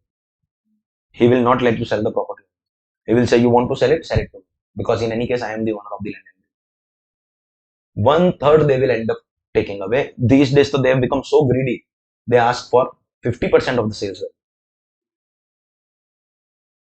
And which is why proper advisors always advise that never buy any property in pagdi system of buildings where one person owns the land and building. Because if I buy this property from this fellow, right now he will give me at a lower price. But later when I have to sell it, 50% I have to give to the building owner. So it becomes a very bad investment. If it's a cooperative society where minimum 7 people have acquired ownership of the entire building, then full money will come to me. I don't have to share the consideration with anyone. So preferably buy properties in buildings. The cooperative society is also known as ownership buildings. instead of buying in this kind of building. Here you are never going to be considered as owner. That owner of land and building will be considered as legal owner as well as deemed owner. You only have right to live in that property. Are you also aware that those building owners don't let you rent out the properties? They don't give NOC. In my housing society, if I have to give my property on rent, I just have to give a letter to the society that I have given my property on rent. Whatever extra maintenance you want, you can charge. But they can't say no.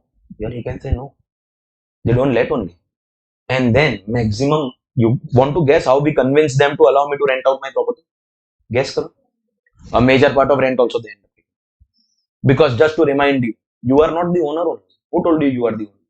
I am the owner. I will decide what to do. You are occupying, you occupy because you purchase the tenancy right. But no other decision making will be allowed. Bro, some, we call them landlords, are so horrible. If you want to put your ancestors' photo also on the wall, no, they don't let you do the drilling. They'll come and fight for that also. Never, never, never, never, never acquire a property in this kind of, in Maharashtra we call it the pagdi arrangement. Never buy property. Of course, slowly and gradually this concept is getting eliminated because people do not buy. In fact, the building owner himself is aware that now the only way in which there are so many empty flats lying, the only way in which I can monetize is basically convert into society so that property ka value increases, then hand it over to a developer who will redevelop the building and everyone will become joint owners and I will get major share because majority of properties are owned by me only. So in the new building also massive share I will get. Let the society get formed, everyone will get equal rights, I will also get a new building. They actually end up surrendering their land ownership to developers for redevelopment of property. In the next couple of decades, this pagdi system will be eliminated altogether. Yeah, probably the last generation who has also seen this, it is going to be history because nobody is buying properties there. Those old buildings are just lying vacant, empty. They'll fall on their own one fine day if the owner does not go for redevelopment. Understood? All right, ladies and gentlemen. Finally, see. Deemed owner, bro. Deemed owner finished. C of 0.1. एक minute. Charging section 22, income from house property. Point number 1, conditions. Condition 1, building. Condition 2, owner. Owner includes deemed owner. We have covered 5 points of deemed owner. Now we go to the third condition. If the third condition is fulfilled, the income will be considered as income from house property. You have some doubt?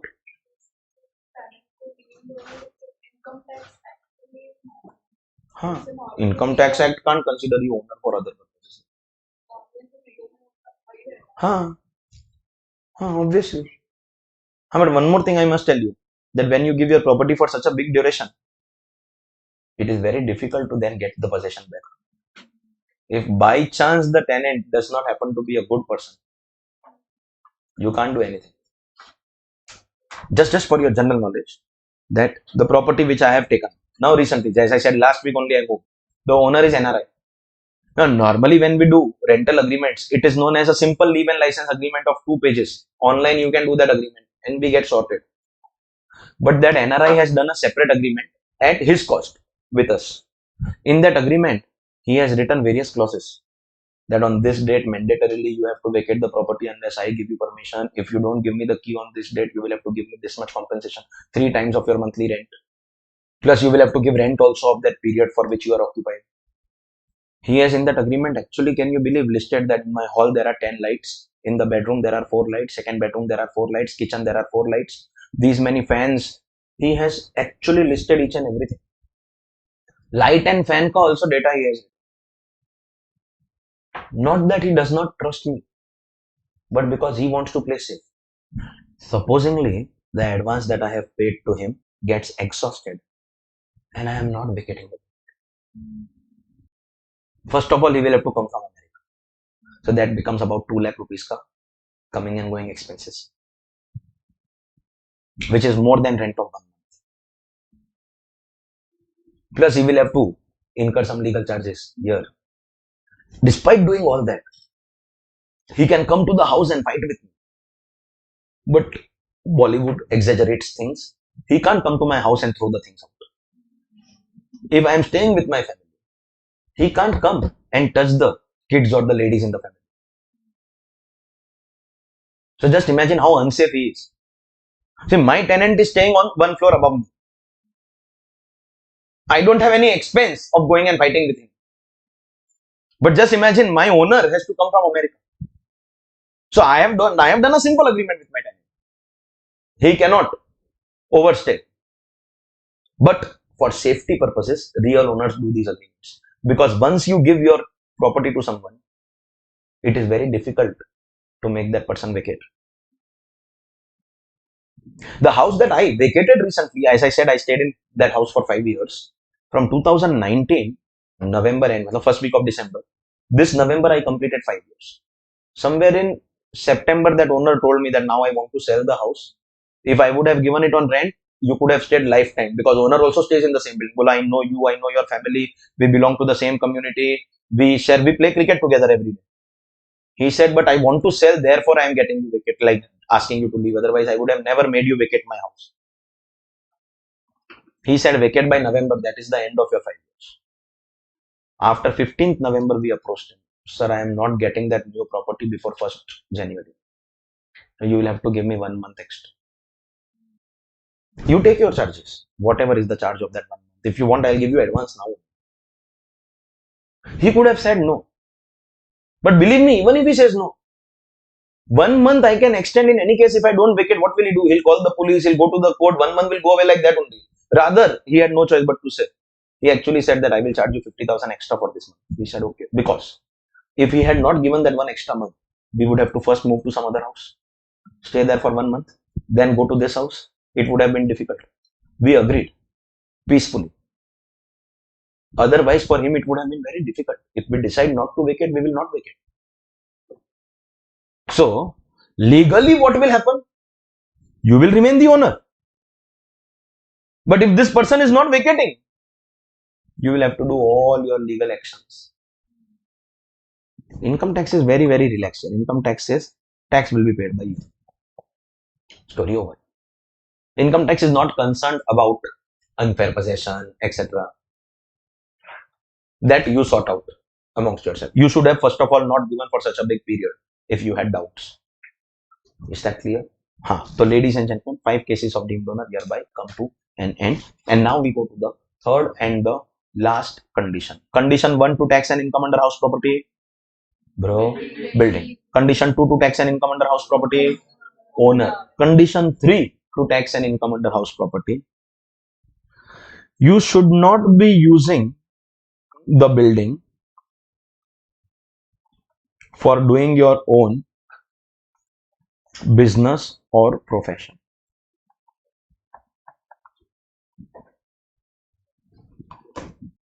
You should not be using that property for business profession. Then only your rent will be considered as house property. First, let me explain the condition, because again this time you will have to ask me about it. And I am not giving any offer. I am not liking the fact that you are participating only when I am giving offers. Participate without offers also, then only you will get offers. Understand the doubt here. There is a building. Condition 1 fulfilled. I am the owner. Actual or deemed. Condition 2 fulfilled. Now the rent that is generated here will be income from house property. If I am not using the property for business. So third condition is not using the property for business. After today, whenever I make you revise, I will ask you 100 times 3 conditions for taxing and income under house property. 3 conditions. Every time you will have to repeat. Building, owner, not doing business. What are the 3 conditions to tax and income under house property? One more time, please. Building, owner, not doing business. If 3 conditions are fulfilled, then the rent will be house property. If the 3 conditions are not fulfilled, any one of them is not fulfilled, then it won't be house property. Sir, where will it go? Believe me, is not our concern right now. But yes, we discussed that rent of other assets may go in PGBP or other sources, subletting will go in other sources, and you should not be doing business in that property. If you do business in that property, So it won't come under house property. So it won't come under house property. Ask a doubt, please. Huh. Agree. Residential and commercial, both properties are covered. But you should not be doing business in that. See, okay, in case this is the confusion. Assessee should not be using. Obviously, the tenant can be using it for residential or commercial. Are residential, commercial both covered? So, actual business usage is going to be allowed? Yes. Can the property be used for business? Yes. But not by the assessee, the person who is getting rent. So, you were right without this word, but this is the main word. Now, ask the doubt. Hmm. Hmm. Thank you for participating without offer. Think about it. Am I getting rent? Then obviously I am not doing business. No, I am not even using. See, I am the owner.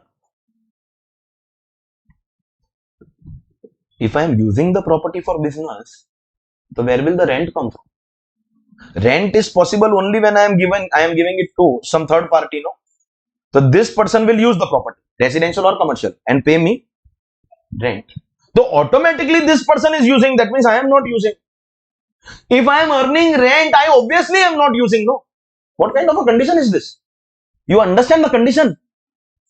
Sir, if I am getting rent, that means obviously I am not doing business. Is this condition even required? Is this condition required? Is it possible that you are using a property for your business and getting rent?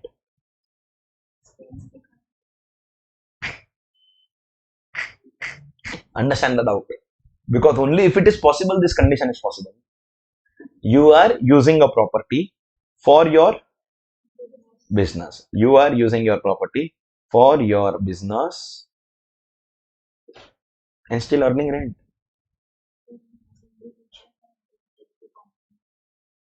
So they are two different people. That means you are still not doing business.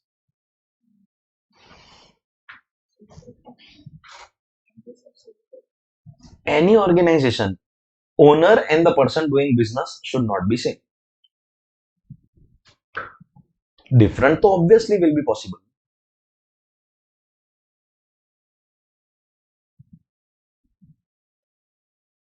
Can you guess of a situation where you own a property, you give it to someone on rent, and still you are only doing business? Is it possible? हाँ बोलो.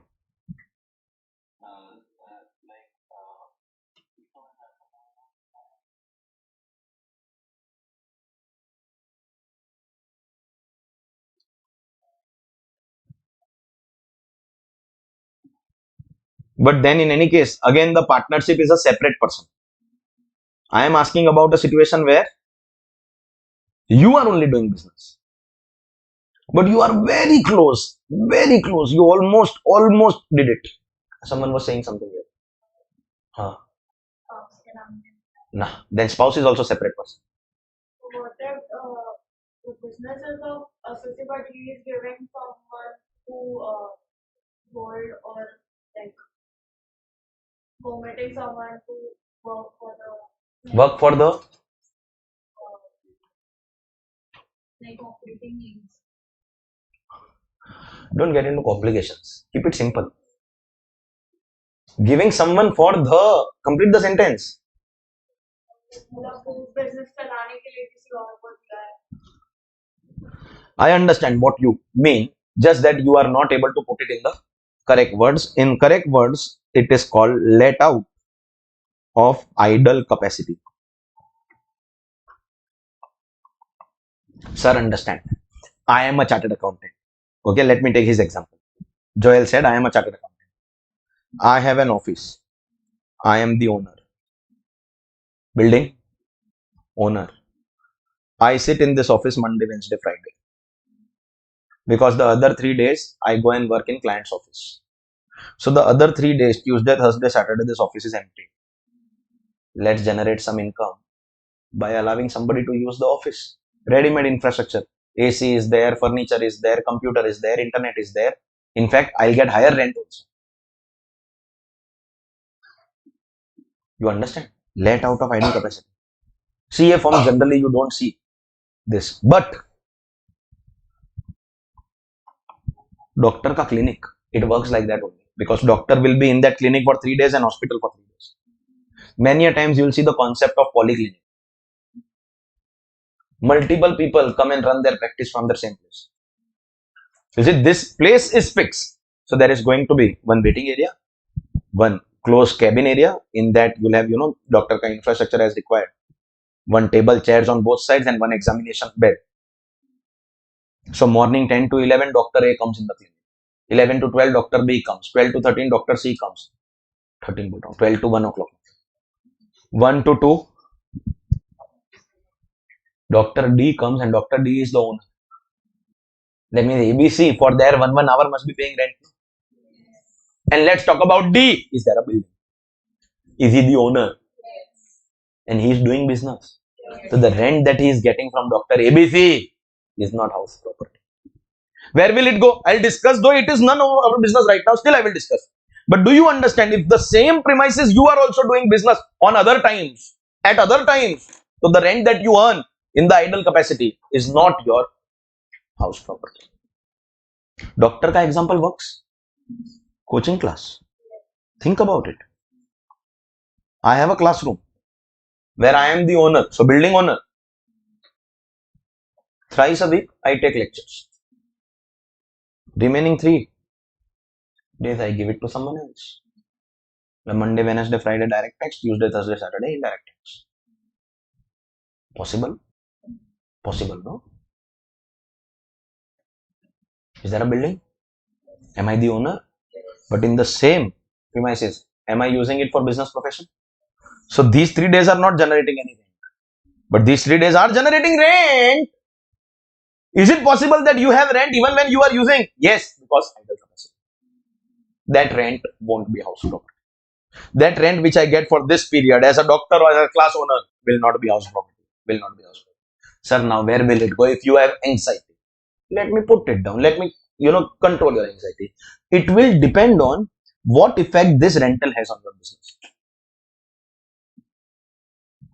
Supposingly, I am running direct tax classes.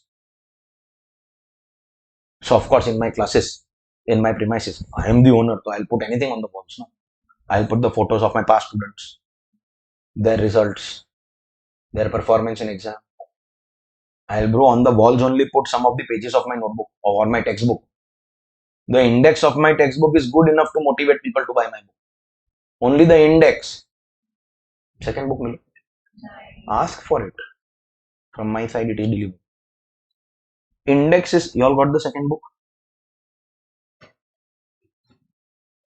2. Book 2.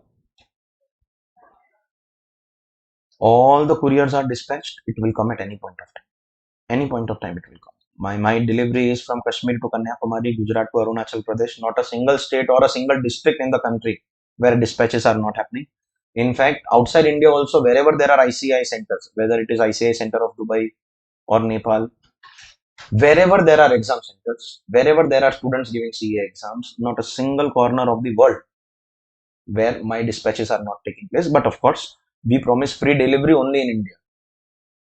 Because outside India, courier charges are expensive, so students are clearly informed that you will have to pay courier separately. Within India, couriers are covered with the book purchases. In fact, books we don't make any profit. Books are no profit, no loss. In fact, sometimes it becomes loss because courier rates are fluctuating. We can't be changing our selling price. Book ka selling price is fixed on the website. If courier charges are within that,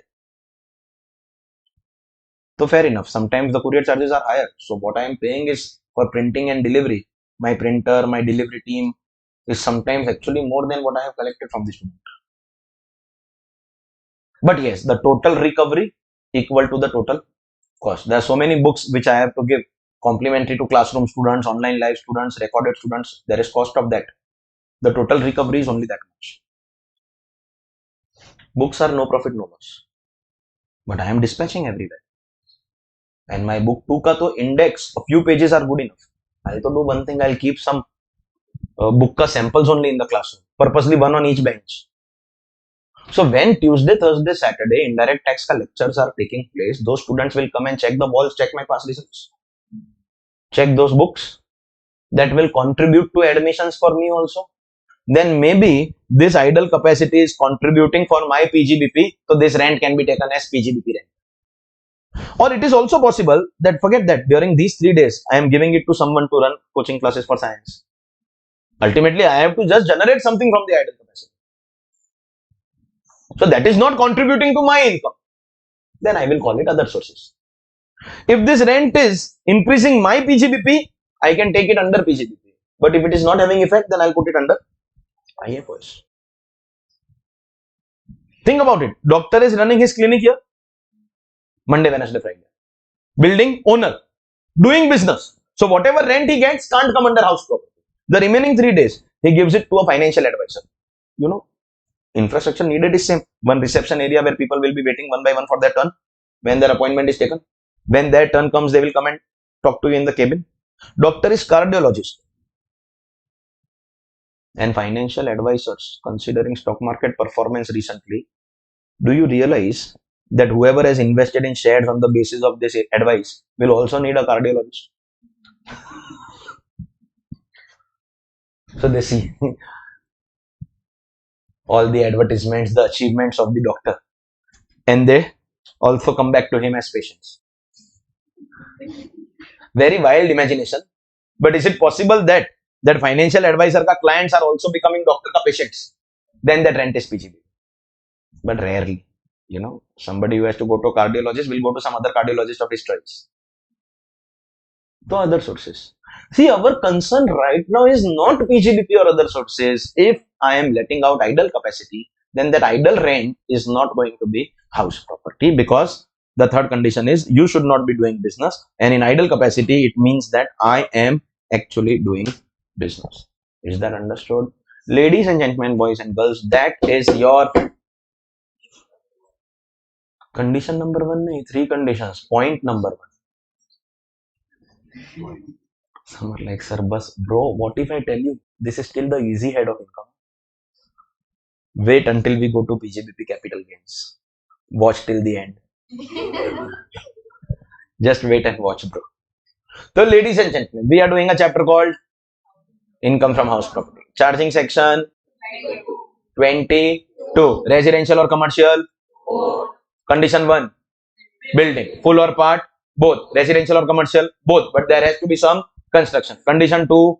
Owner. Owner will include deemed owner. Condition 3. Not doing business. Henceforth, whenever you are asked 3 conditions for house property, 3 conditions for house property, that is building, owner, not doing business. 1, 2, 3 again.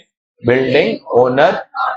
If these 3 conditions are fulfilled, so it will be taxable as income from house property. If anyone is dissatisfied, if there is no building, open land, it is not house property. If you are not the owner, subletting, it is not house property. If you are doing business and getting rent of idle capacity, it is not house property. Building, owner, not doing business. 3 conditions, and that will become your income from house property. Of course, when will income come? When that property is generating income in the form of rent. So this is going to teach us our second point. What is the income that you are going to earn?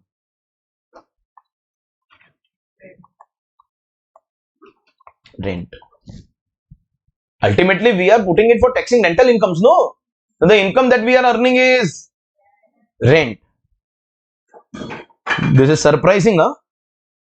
The income that is taxable is not the rent that you are earning. Bang.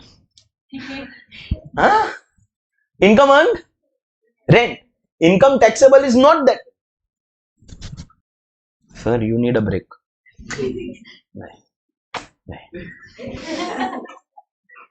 You heard me right? Sir, you are not in your senses. Sir, bro. Whatever I do in my personal life, that is my personal choice. I don't interfere with what you do. You don't interfere with what I do. Once I am in a classroom, I am in all my senses. Once I am doing my work, I am in my senses. I was in Goa once with my family, At 2:30 in the night, when the party actually got over, I opened my phone to check WhatsApp because I have to continuously check WhatsApp. It is my commitment to students that you will get your reply within 48 hours.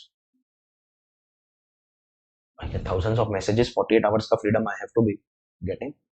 And therefore, so that the backlog is not too much, I keep on checking. First available opportunity, I check if there is any doubt related message. And at 3 in the night, I am replying to doubts. And my wife says, this is not the right time. Understand the background. Goa and 3 o'clock in the night after party. This is not the time when you should be replying to the doubts. Are you sure you are replying correctly? I said, dude, check the message. You are also a qualified chartered accountant. And she was shocked. We were newly married. Now she knows. Now she can't be shocked. She's like, how perfect you can get at this time of the night. See, mark the depth. I am in my senses. Yes, you heard me right. What will you earn? Rent. But you will not pay tax on that. Yeah? Sir, if I earn salary, I pay tax on salary.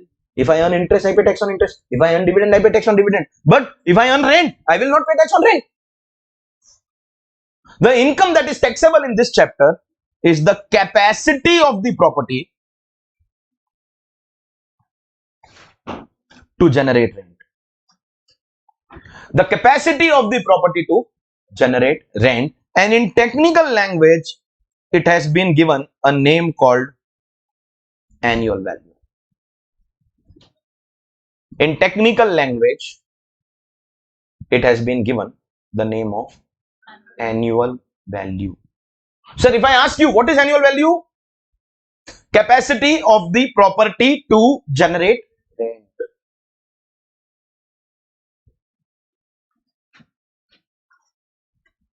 And right now I am not teaching you the calculation. Believe me, learning calculation of annual value is the biggest calculation part of this chapter. If you complete annual value ka discussion, no, the rest of the chapter will get over in 1 hour. Whatever time will be taken only to learn how to calculate annual value. So we'll come to the calculation, but let me explain simple meaning. You won't pay tax on the rent that you earn. You will pay tax on annual value. Sir, what is annual value? Capacity of the property to generate rent. There will be one amount of rent that you have actually earned. And then there will be something called market rent. There will be something called market rent. And it is very much possible that a portion of the rent that you have actually earned, you have earned in cash. You have earned in cash.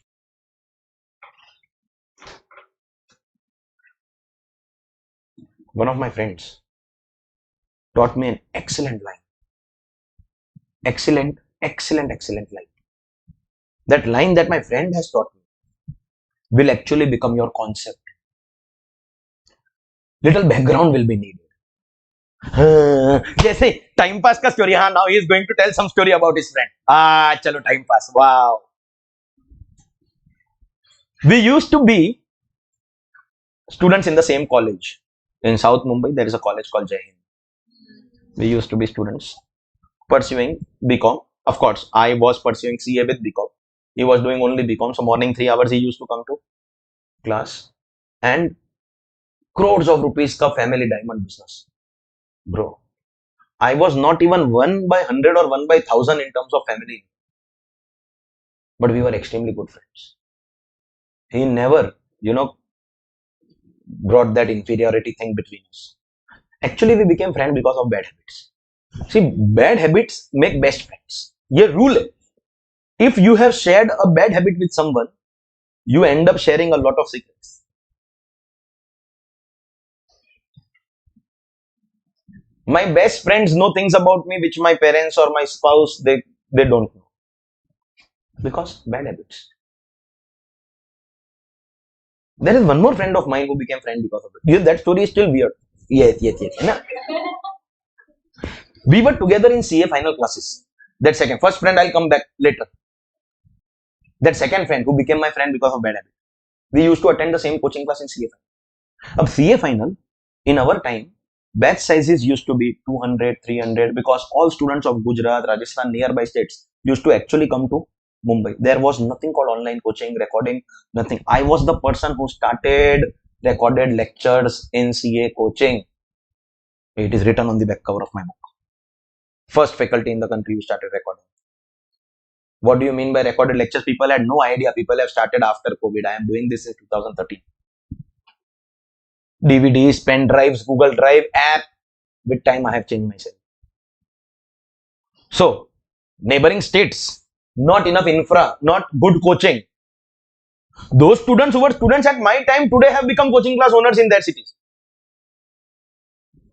Gujarat, other parts of Maharashtra, Rajasthan, Goa, they have become coaching class owners. But those days students used to come. So 200, 300. We used to have one big bench. Capacity of the bench, 10 people. We were easily 16 people sitting on the bench. And this 16 ka row and this 16 ka row was my gang. I was always the gang leader. Everyone had to do what I say. All the fun in class, I will start, everyone will join. How to disturb teachers? I used to find new and innovative ways every day. I used to put my phone on ringer and play weird ringtones. Used to tell my friends to call me during the middle of the lecture. Well, I set a nice ringtone. One day I was like putting some Sonu Nigam ka song, other day some other song. One day teacher got frustrated. He said, next time if anybody ka phone rings, I will make you dance on that song, then only I will let you sit. I said, okay, sir. Next day again I told my friend. The song is Bhige hote tere pyasa dil mein. And I stood up, sir. Dance with whom, sir?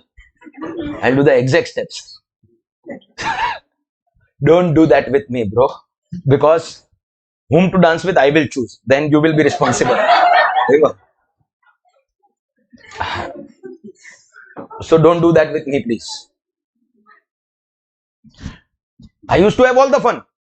But teachers never got angry with me. There were reasons. One, they knew he is the batch topper. They knew despite the fun he is having, he will get a better result than all these 32. They also knew that these 32 have taken admission because he came. My aura was, believe me, I'm not making this up, but if I join a particular class, then at least 20, 30, 40, 50 people will join that class, not because they will investigate whether it's a good coaching class or a bad coaching class. If he is going, that means it will be good.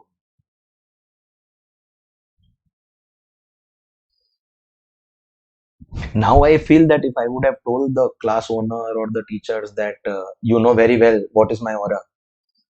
So let's talk about section 194H. You don't know 194H, no? Google and come. I say not now. Huh? Not now. Research on this, no? Research on 194H. You'll come to know what it is. Okay? Because we can't openly use certain words. We have to talk in code language. Like I don't abuse anyone. I just call them a T.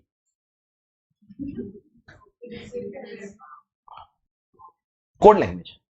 Code language. So I could have actually told the teachers, sir, how much will I get? Go Google 194H, you'll come to know what I'm talking about. Teachers never objected. Those days also I used to reach class half an hour before time. And see, understand, you get all the freedom in life if you are sincere with your work. No one will say anything. No matter what kind of weird or unacceptable example I will give you for any concept in any batch or any lecture, other teachers will never have an objection because they know that this guy will do the work properly. So I used to be sitting. The habit, the first one who comes will occupy the corner seat. Now one by one people come after me, they have to go inside. Like, and it is, now it's been, what CA final ka class means, it's been 16 years. Even today culture has not changed. The one who comes first takes the corner seat, and if people come after you, so you stand up, you tell them to go inside, but you will not leave your seat. That culture works even today. I have seen in this class itself. And I have seen this in every batch that I take, that the person sitting at the corner will not leave the corner seat. So this bench was my gang. This bench and the bench behind me, that was my gang. I was the gang leader. And I used to occupy this corner seat. My friends peacefully used to come and sit. One day, Another guy came and sat on this corner seat. Exact same seat. I was a few minutes, I generally was the first person to reach class. But that day I was a few minutes late. He came and occupied the seat. I requested him that, can you take some other seat? He said no. I said, please, you know very well I sit every day here. My full group of friends, you know, these three benches. And it's a general system that coaching classes mein friends have their benches. And that culture also has not changed even today. So you know it very well. He said, no. See, it's a coaching class. Whoever comes, of course, he was correct only. No, whoever comes first will get the respective seat. I said, please. He said, no, today I am not going to move. Okay, then I occupied the second seat. Of course, one by one, my friends came. He got up, I got up, they occupied the bench, but he still did not give me the second seat. Matlab the first seat. I had to take the second seat. Full lecture, I was like, right? I told my friends, I said, bro, there is no place. I told you, no. We sit here every day. Agreed that there is no reservation. Coaching classes, there cannot be reservation. You cannot tell someone who it is first come first serve. Ye rule hai. No student can tell another student that this is my seat, you can't sit here. That is unacceptable. That will not be tolerated anywhere. My class, any other class. Whoever comes first, whichever place is empty, will get the right to sit on that particular place. Simple hai.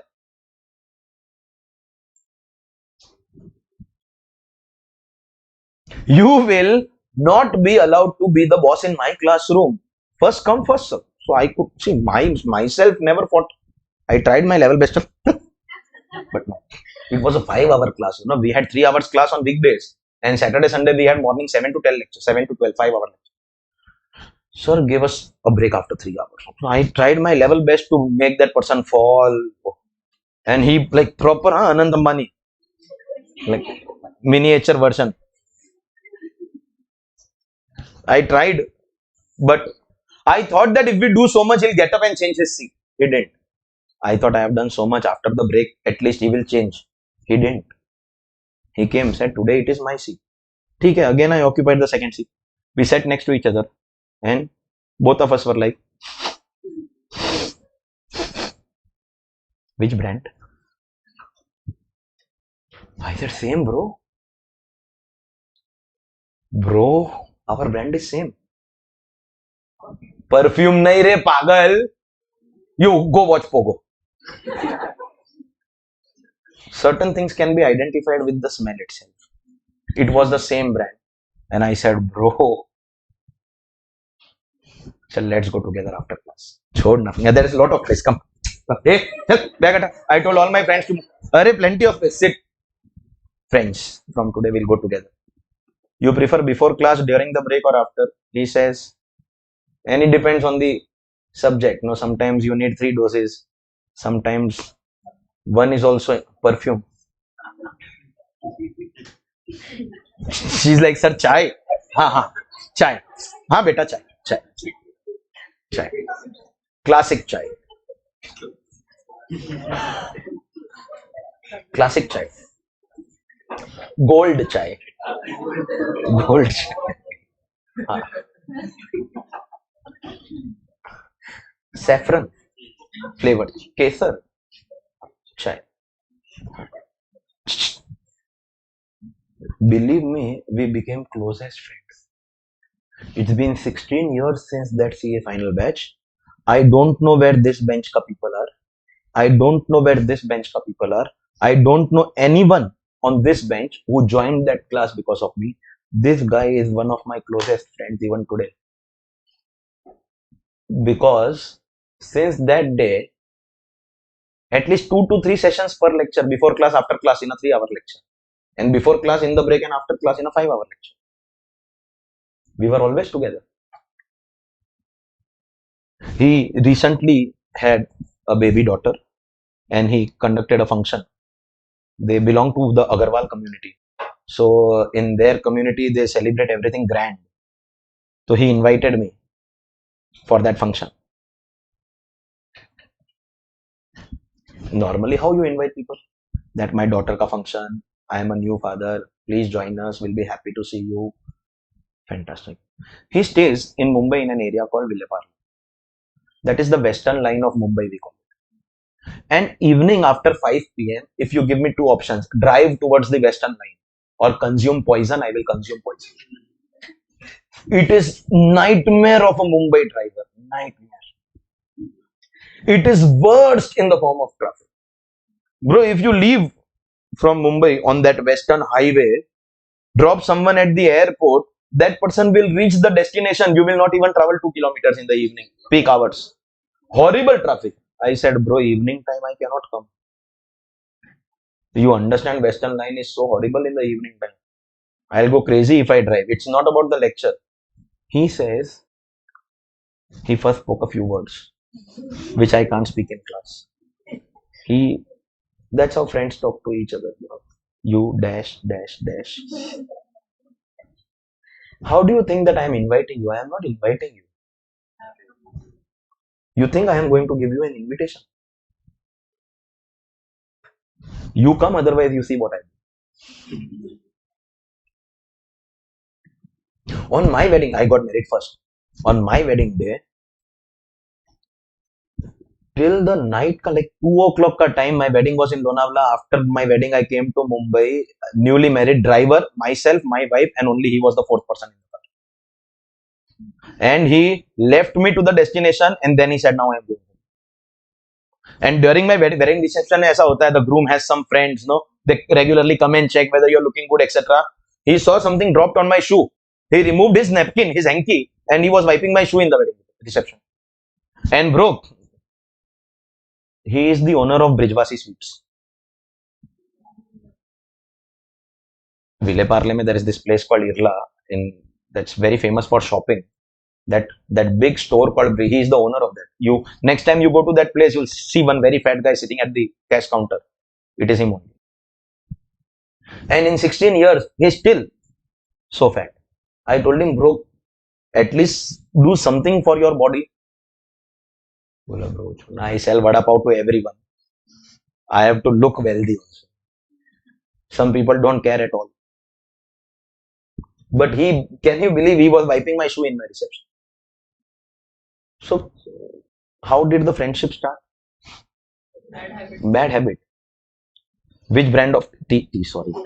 Which brand of tea?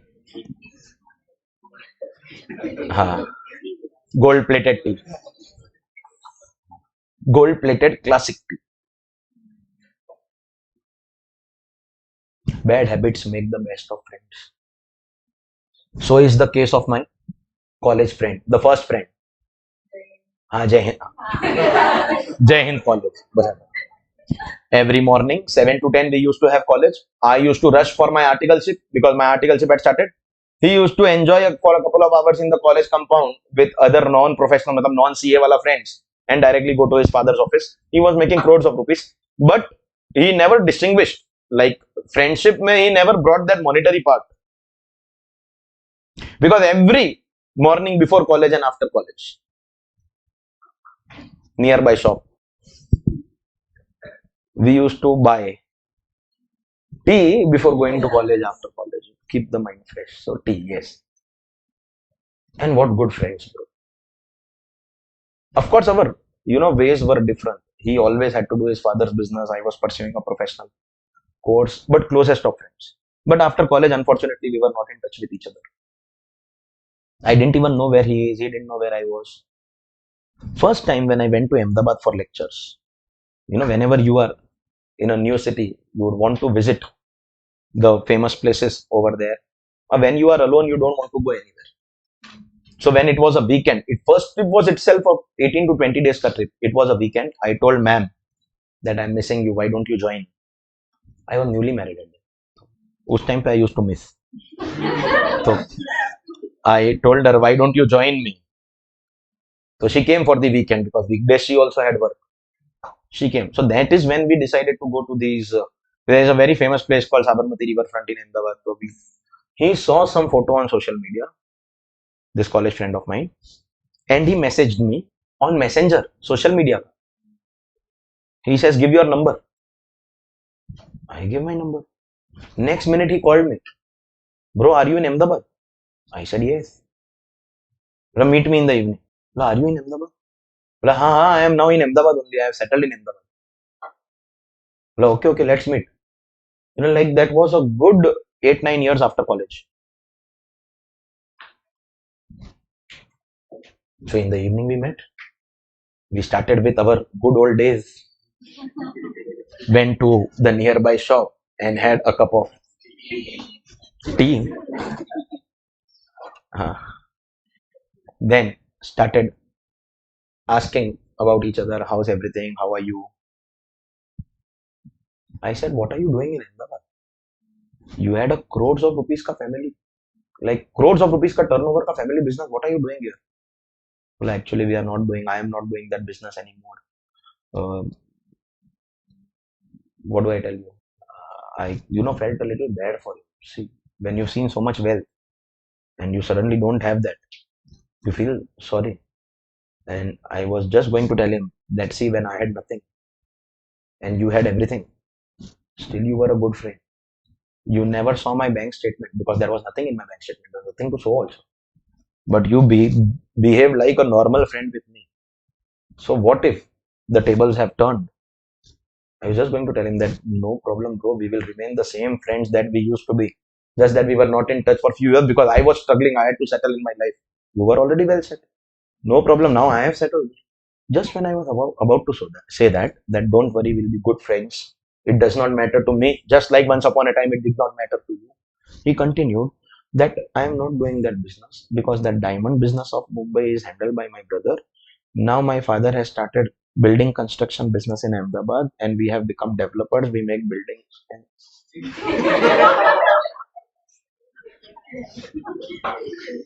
Bro, so you have to continue to feel sorry for me was the conclusion.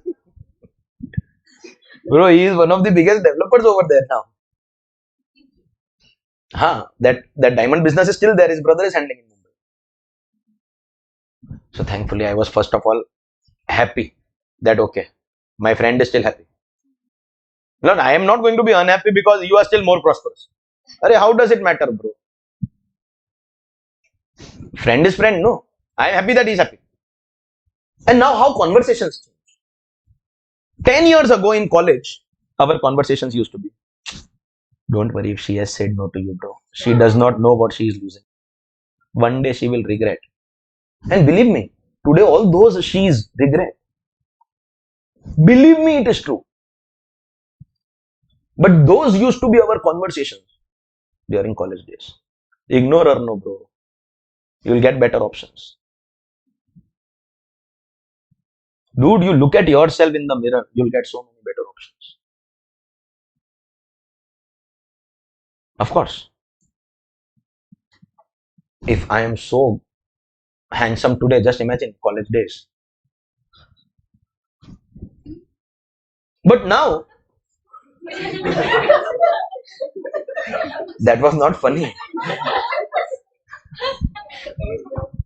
Arey, come back to the concept. Our conversations now change. Once upon a time, we used to discuss why she said yes or no. No one said yes. And now our discussion was, bro, you are a developer in Ahmedabad. You make buildings and sell. You make properties and sell. So what is the culture in Ahmedabad? How much is the cash component here? Because if I tell you about Mumbai ka story, developers no longer accept cash. They want full money in check. You will hardly get to see any real estate developer accepting cash as a portion of the selling price. What is the culture in Ahmedabad? Do you accept? You are the developer, no? Do you accept cash? Mumbai mein developers don't. But do you? And he said a beautiful line. Excellent line. So listen, in this whole story, you don't have to take anything like, sir, classic or bold or perfume or I am surprised. You thought that was perfume. Wow. This is the line that you will take home. He said, remember, bro, if in any transaction there is land, there has to be cash. There cannot be a land deal, whether sale or rent, without cash. Because when a builder wants to construct a building on that land, he needs multiple permissions. from the local authority, from the state government, and in every department, he has to satisfy a few people. Satisfy. He has to satisfy certain conditions. क्या rub your palms? हाँ, वही. Same. That we can't do bank transfer. Bribe account debit to bank account. Being bribe paid. Deduct TDS also. Lol. That has to be cash. At least that much cash developer will need. So even if your Mumbai developers are not taking cash, no, they are not taking cash from you because you are a stranger. If my building has 450 houses, there are 30 houses which have been sold almost entirely on cash because builder needed only that much amount to pay the government officials. The rest of it, builder wants to show through banking channels because higher banking turnover means higher eligibility of loan, etc. Builder may need just another loan to build another project. So he'll get easy business loan if he shows check ka income. Cash he will collect only to the extent of paying the bribe. But there cannot be a transaction without cash. Believe me, ladies and gentlemen, whenever we sit down to do a property deal, no, whether sale or rent, amount will be negotiated for sure. Other conditions may be negotiated. But one of the biggest factors that comes on every table of property deal, rent or sale is how much cash, what will be the combo, what will be the component. Every table has this discussion. We all know this for a fact that when it comes to a property deal, some portion of the consideration is always in cash, whether sale or rent. Now for rent we have house property and for sale we have capital gains. We are not discussing the capital gain part right now. Let's talk about house property, but I'll tell you small thing about capital gain also. Let's talk about house property. So there will be one rent which is the market rent. From that, certain portion I have received in cash, certain portion in check. So my actual rent that I am trying to show is only the check part. And income tax department knows it, government knows it, that you have underdeclared your rent by taking a portion in. And therefore, to hell with the rent that you have earned, we will take tax on the capacity of the property to generate rent. That is annual value.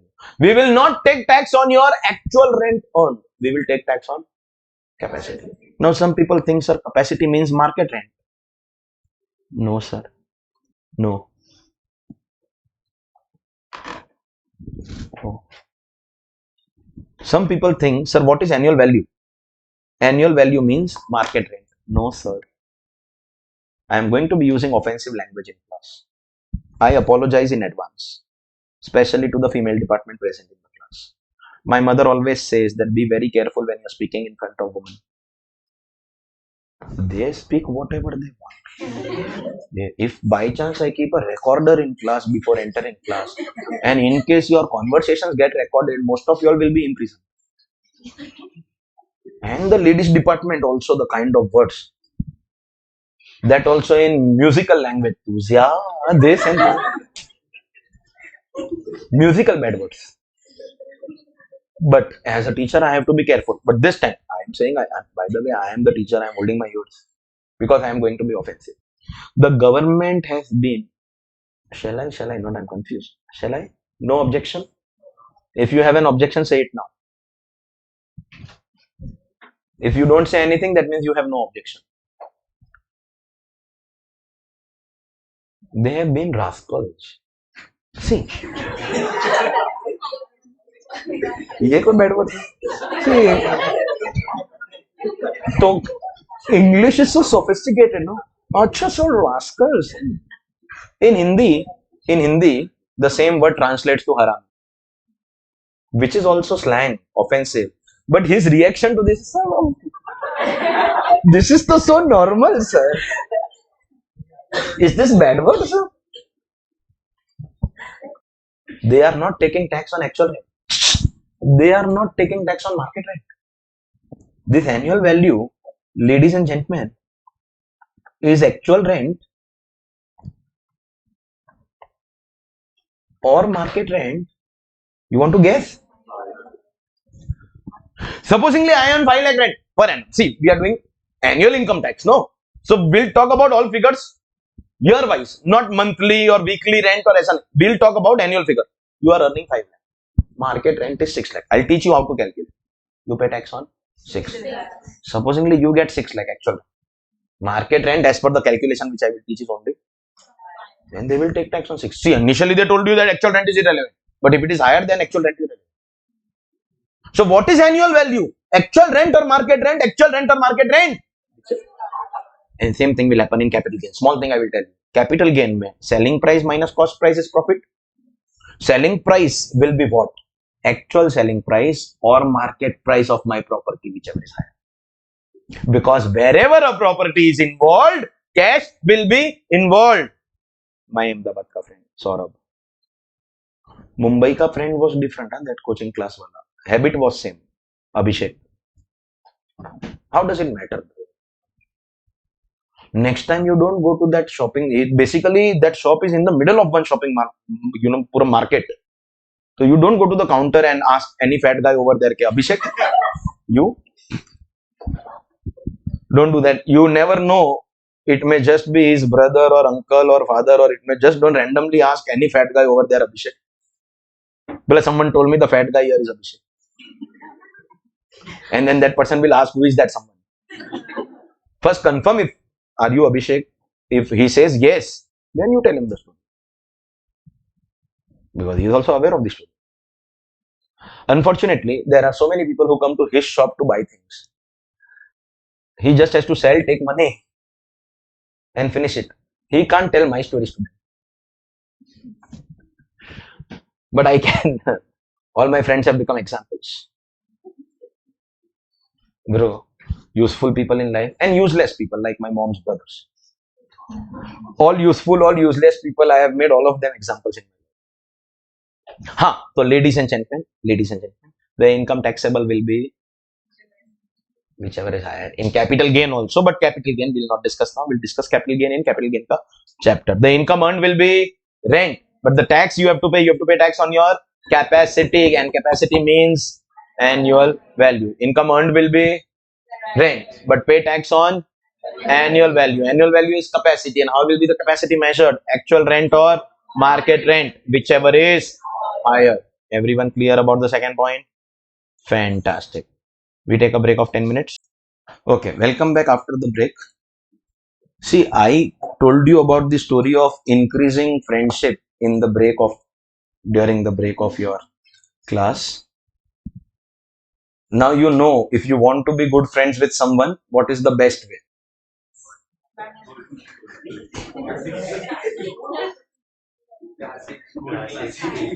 Golden habits, classic habits. Chai, yes. Before lecture, during the break, after the lecture, provided you come on time. So every day after the break, come on time before lecture. You can't be consuming class timing for your friendship. So in code language, you can basically tell your friends, "Chalna dosti badayenge." If supposingly you are talking in front of seniors, teachers, anyone, and you want to talk in code language, so you can't be like, and if you use words like classic and gold, they are very, very obvious. So what you can say is, bro, let's increase our friendship. Teachers will be proud of you. Wow, they are good friends, attending the same class. Tomorrow they will be helping each other professionally. Wow. है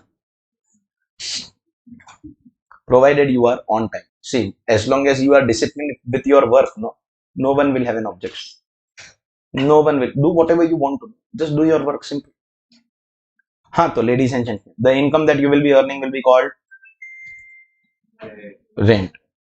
Rent.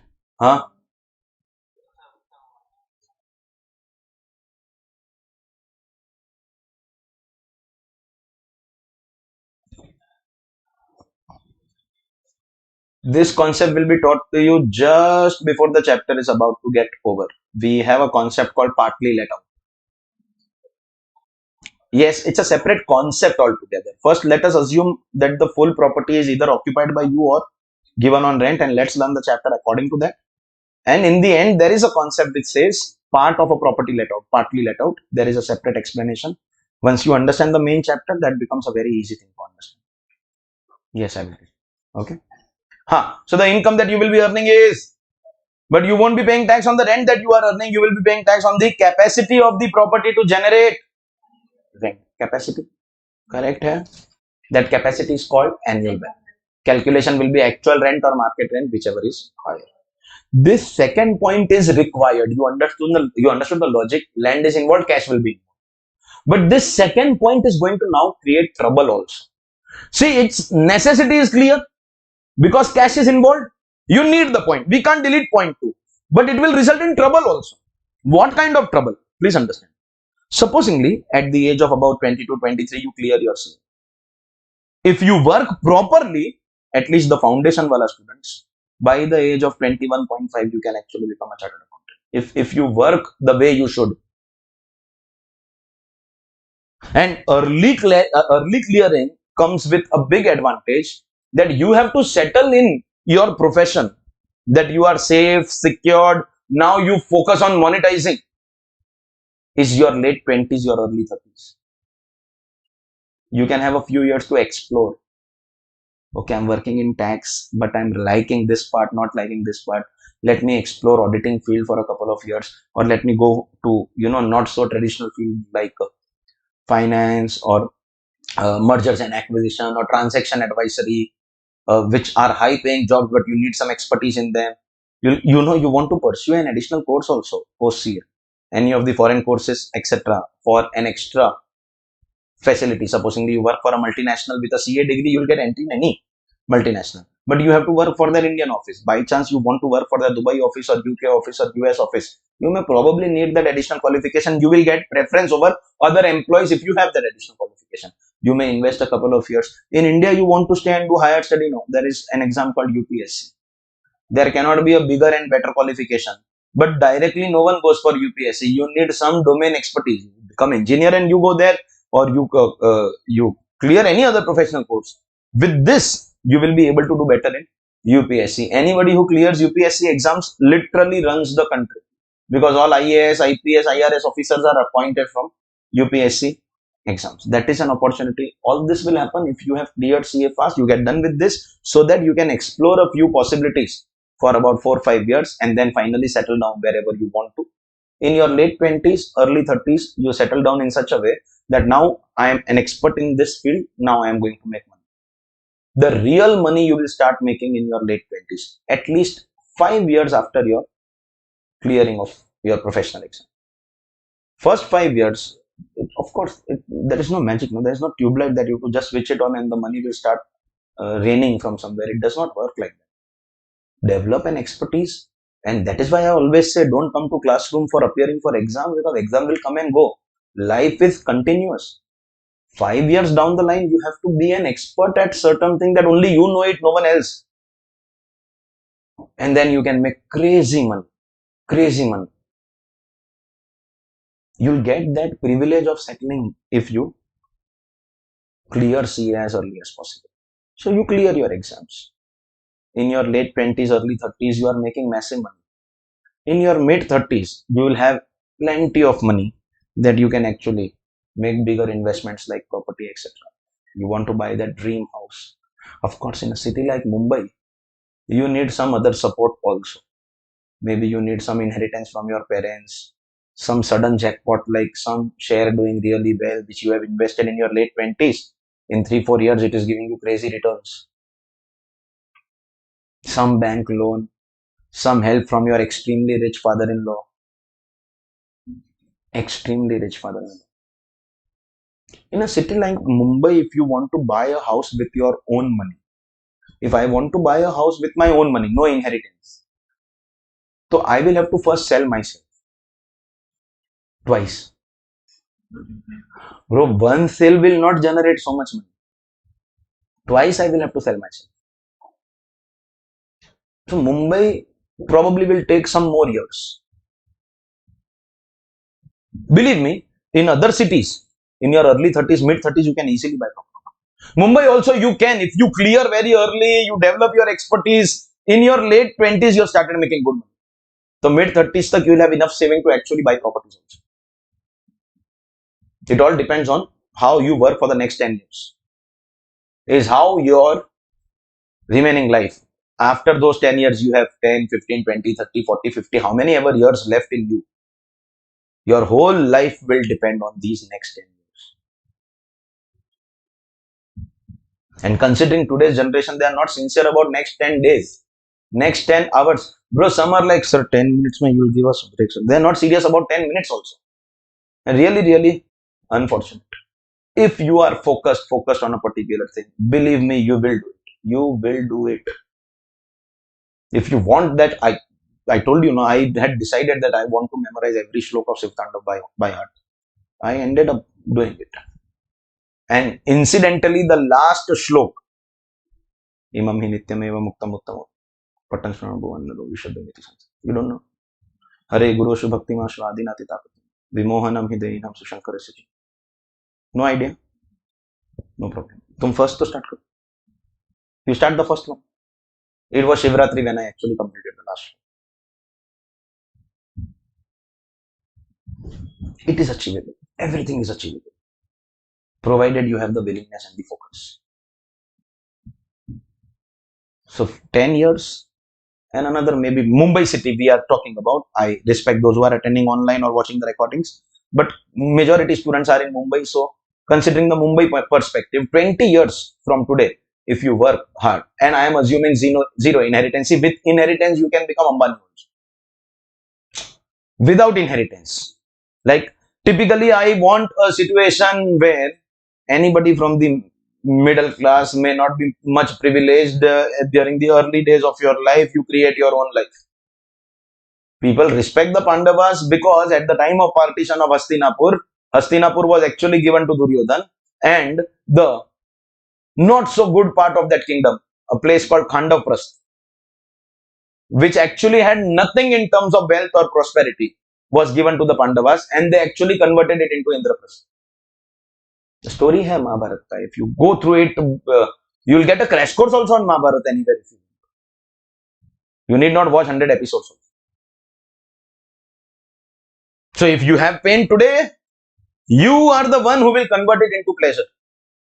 And the pride of going and telling the whole world, I am self-made. Believe me. And because I have done it, no, there is no better pleasure than this. I did everything by myself with zero inheritance. People don't know me by my parents' name or my surname. People know my parents, my family by my name. That's crazy pride. And it is possible. You can't be blaming your background or anything for everyone has his or her own story. Let's not get into individual stories. You cannot be blaming anyone because how to change your present, how to make a better future is in your control. So 20 years of your life, you work hard, you finally buy that dream house of yours. Finally. Why? So that I can give that house on rent. Because I am already comfortable in the footpath. Hai na? You work 20 years and you buy your dream house. For what? For giving it on rent. Because you are comfortable on the footpath. Bro, this is Mumbai and we have Salman Khan, Solomon Bhoi. Huh? Solomon Bhoi. Why have you purchased that house? So that you can stay there with your family. Everyone agrees. Fantastic. So full year you stay in that house. Keep this point in front of you because I am going to create a question. Full year you stay in that house. Correct hai? Fantastic. What is the rent on? Zero. Will that house have capacity? Market rent. Yes. Come on. Yes. Actual rent is zero. If the capacity is 1 rupee also it is higher, no? And what do we pay tax on? Actual rent or market rent? That means the house in which I am staying with my family, which I purchased after 2 decades of hard work and struggle, I actually have to pay tax on the market rent. Are you crazy? Nonsense point. Delete it. Sir, we can't delete it. Because we know people mix check and cash in rental deals. We can't delete the point. Do we have to keep the point? To target those who mix check and cash? But if we keep the point, then we will unnecessarily and unfortunately end up targeting people on their own houses. Because though the rent earned is zero, but there will be some market rent, and we will start taking tax on your own houses also. That will become unfair, no? So the second point is resulting in the third point, which says whatever properties you have will be divided into three categories. All the properties that you have will be divided into three categories. Category 1 will be called something called self occupied property. Some graduates are now showing off. Oh, so SOP. Bro, you know SOP, you know the second category LOP, you probably know the third one also. Now, if I ask you why they have been created, now you know whatever you have studied about SOP in your graduation. Now you know SOP means the property. As the name indicates, I am living with my family. You understand the name self-occupied? That means I am living. Will there be rent that I am earning? No. Will there be capacity? Yes. But you can't be taxing me on my property. You understand? So self-occupied property, we will grant you that privilege. Sir, what will be that privilege? Where we won't take tax. I will explain that. But first, what is the definition? Name indicates that you are living. Matlab, can I say you are occupying the property for your own purposes or your own usage? But the most important word here is throughout the year. The most important word here is throughout. You are using the property for your own self throughout the year. SOP is a property used for own purposes throughout the year. Because the second category is a category called LOP, and these are acceptable short forms in exam. You can write SOP, LOP. LOP, let out. Let out, as the name indicates, the name is itself self-explanatory. That means, can I say the property is given on rent? That's very easy. See, using for own self, self-occupied. Giving on rent, let out. But the most important thing here is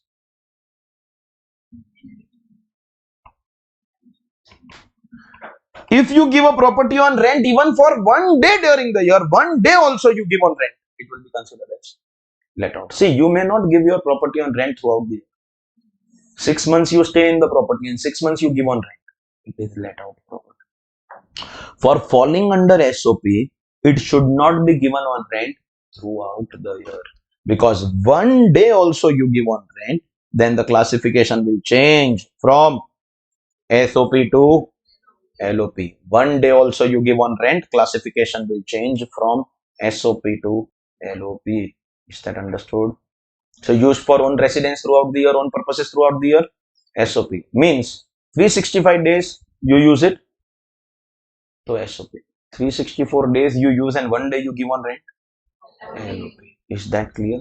Other part, the names are self-explanatory. Self-occupied, let out, the names are very much self-explanatory. Sir, of course, there is a third category, I'll talk about it. But let's right now focus. One property that I own, I can either stay or give on rent. If I stay, it is SOP. And if I give on rent, it is LOP. But the detailing is, one day also I give on rent, it will be LOP. So obviously, here to I have to pay tax because I am earning rent. And I will pay tax on actual rent or market rent, whichever is higher. So there is not much explanation about this. Once you understand, one day also you give on rent, it will be LOP. One day also you give on rent, it will be LOP. And finally, I will pay tax on actual or market rent, whichever is higher. Let's focus on this property. This is the controversy. This is the story that I told you, that 20 years of your life you work hard and buy the property. Why? To give on rent. No, you will buy another property as investment to give on rent. Come on. This property you are buying, why? To stay. Is there rent? Is there rent? No. Is there capacity? Yes. But we can't be unfair, no? And therefore, ladies and gentlemen, self-occupied property will come with a tax benefit. After today, every time I ask you what is tax benefit of self-occupied property, the answer is in a self-occupied property, the annual value. What is annual value? Capacity. And by the way, in this chapter, in income tax, what is the significance of annual value? This becomes the amount on which we have to pay tax. Come back to the second point. We have to pay tax on annual value. Or do you agree with this statement that annual value is the taxable income? Annual value is the amount on which I have to pay tax. In SOP, it will be 0. In LOP, is there actual rent and market rent? We choose whichever is higher.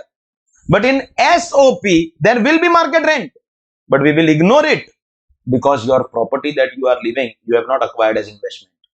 And therefore, what is the tax benefit of self-occupied property? Taxable income. Legally, we call it annual value. Taxable income, that is annual value, will be considered as 0. Taxable income, that is annual value, will be considered as 0. Understood? Everyone? Third category I'll still come to. But are you clear? What is LOP? If you give on rent even for 1 day, that is LOP. Do you have to pay tax in LOP? Obviously, on actual rent or market rent, whichever is higher, that is our annual.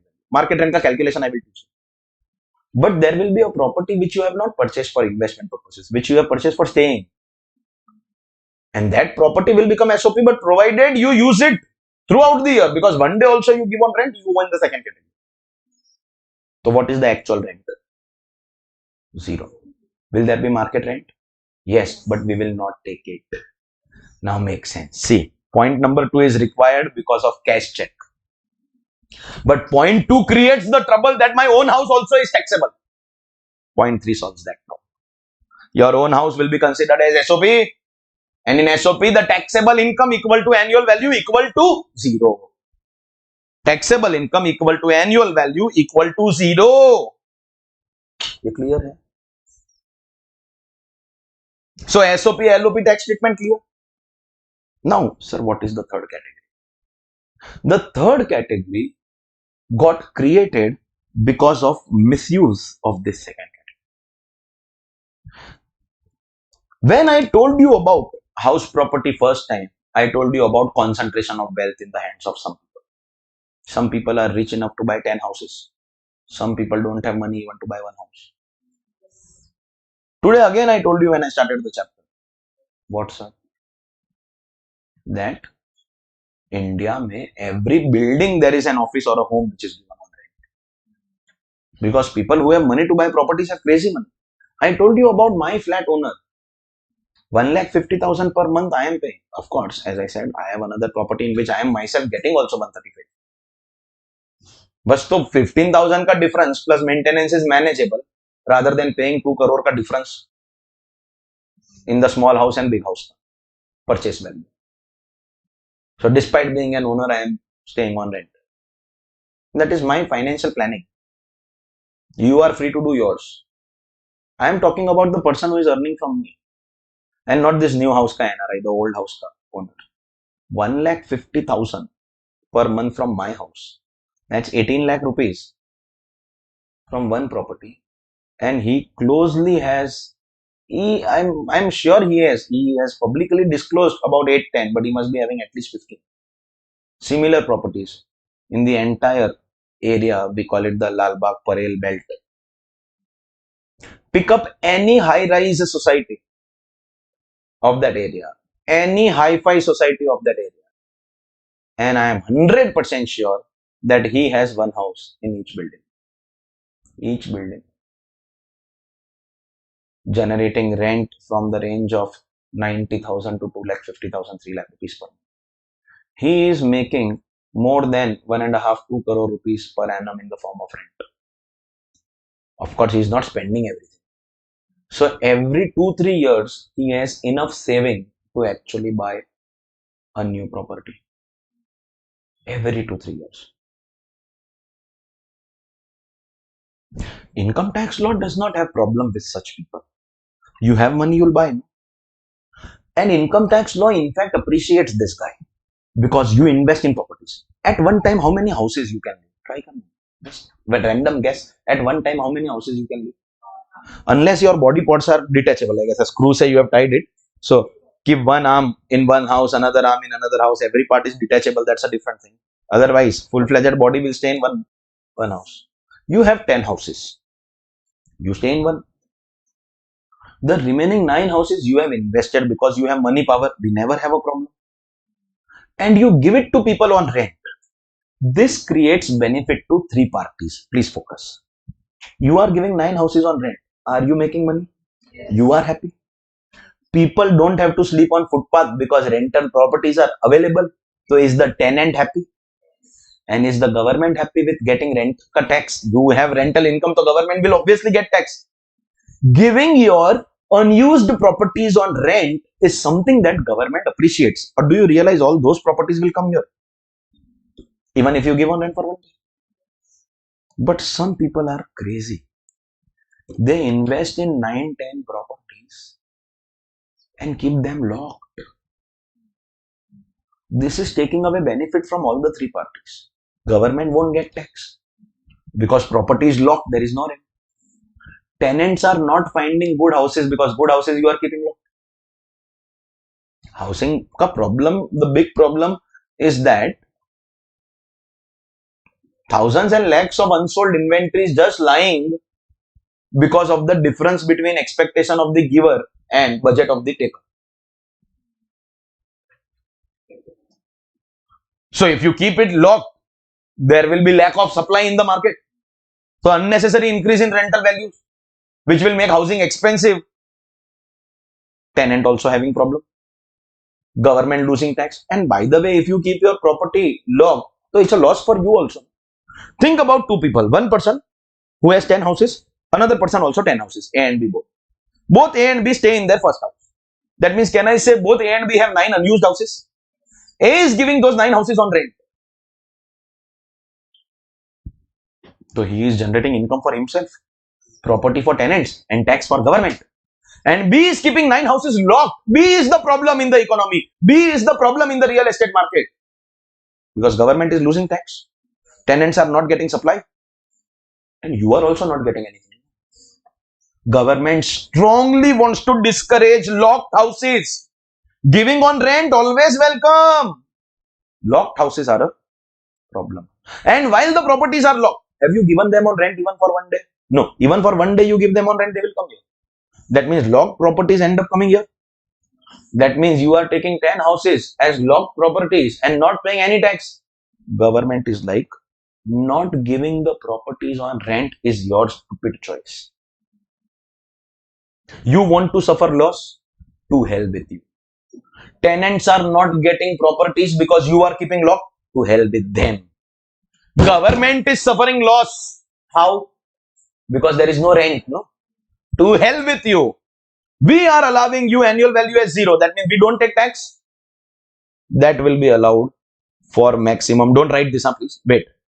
That will be allowed for maximum 1 house. Don't write this. Wait, please. Wait. Maximum 1. You can't be having 10 locked houses and paying 0 tax on all of them. We will allow you maximum 1. That means you have 10 houses. Out of 10, 6 you have given on rent. 1 day, full year, 6 months, whatever you give on rent will come. So out of 10, 6 are gone. Because they come here. You have rent. Actual rent or market rent, whichever is higher. Let out property, story over. Now focus on 4 houses. 1 of them you are living. Remaining 3 you are keeping locked. And it is this lock that we want to target. You understood the logic why? Because 3 parties are suffering losses. Government says, out of these 4 houses, we will make your annual value 0 of any one.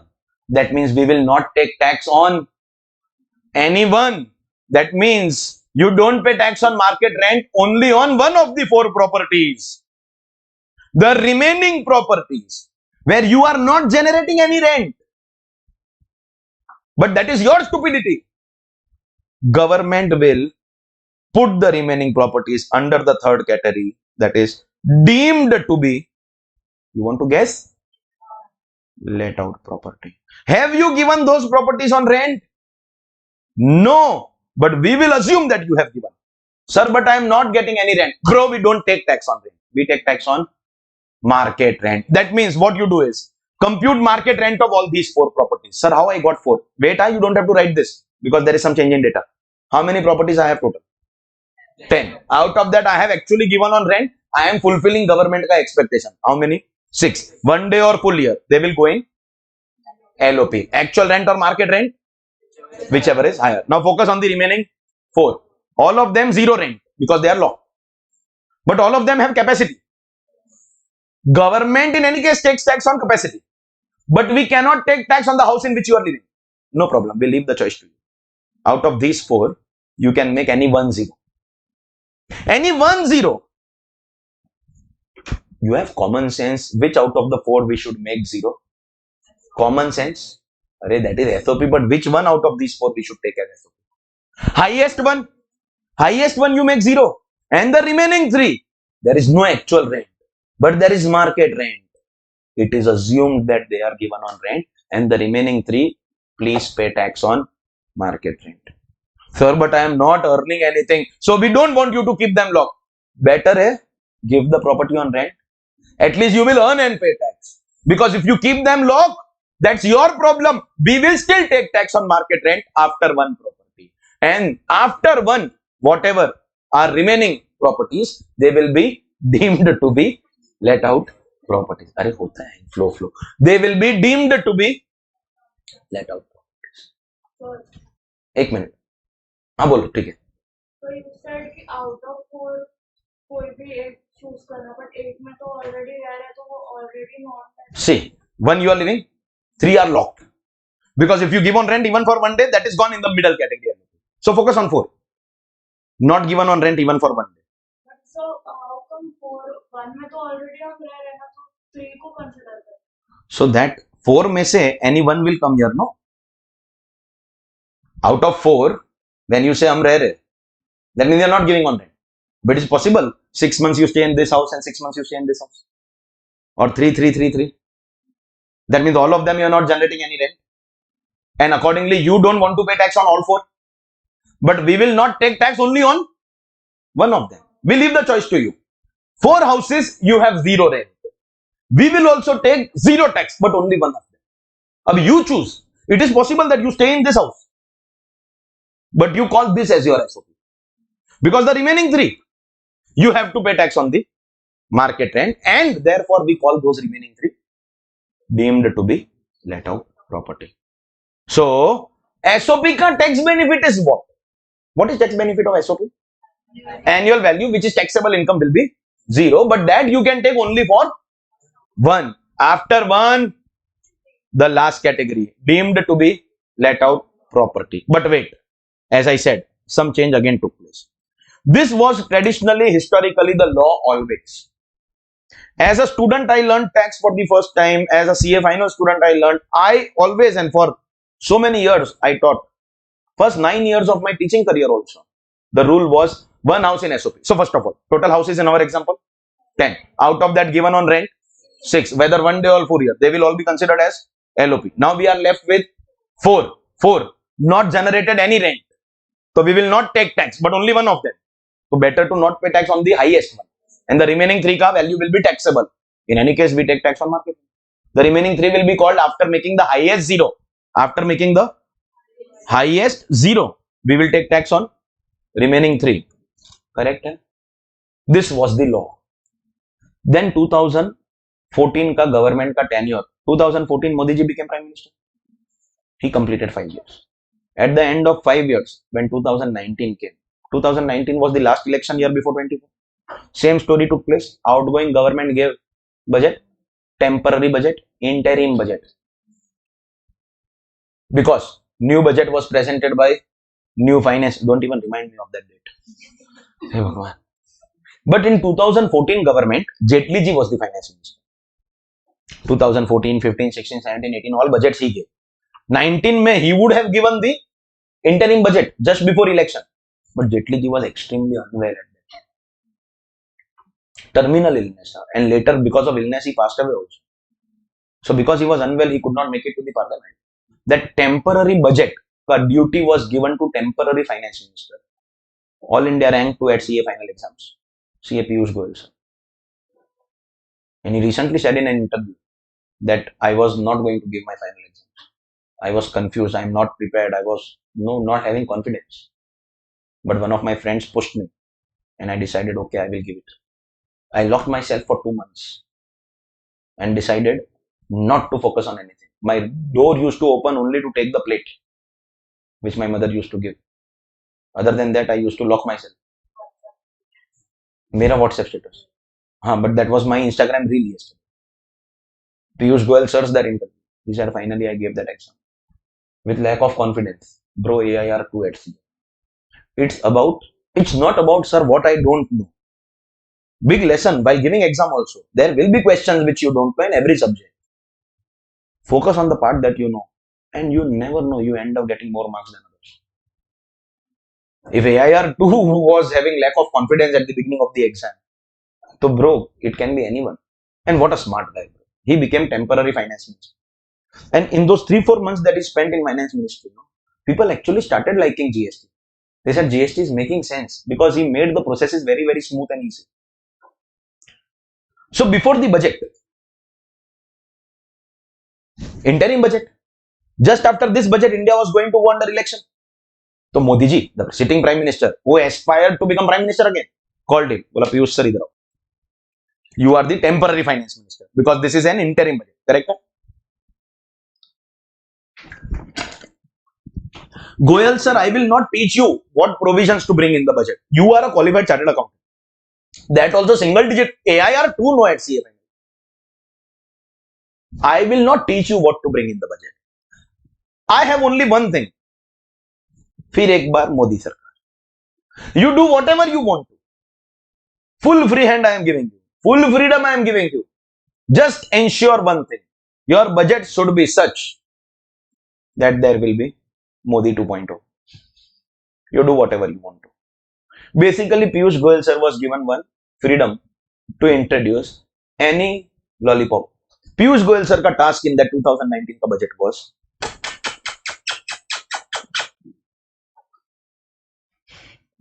in such a way that people vote for them again.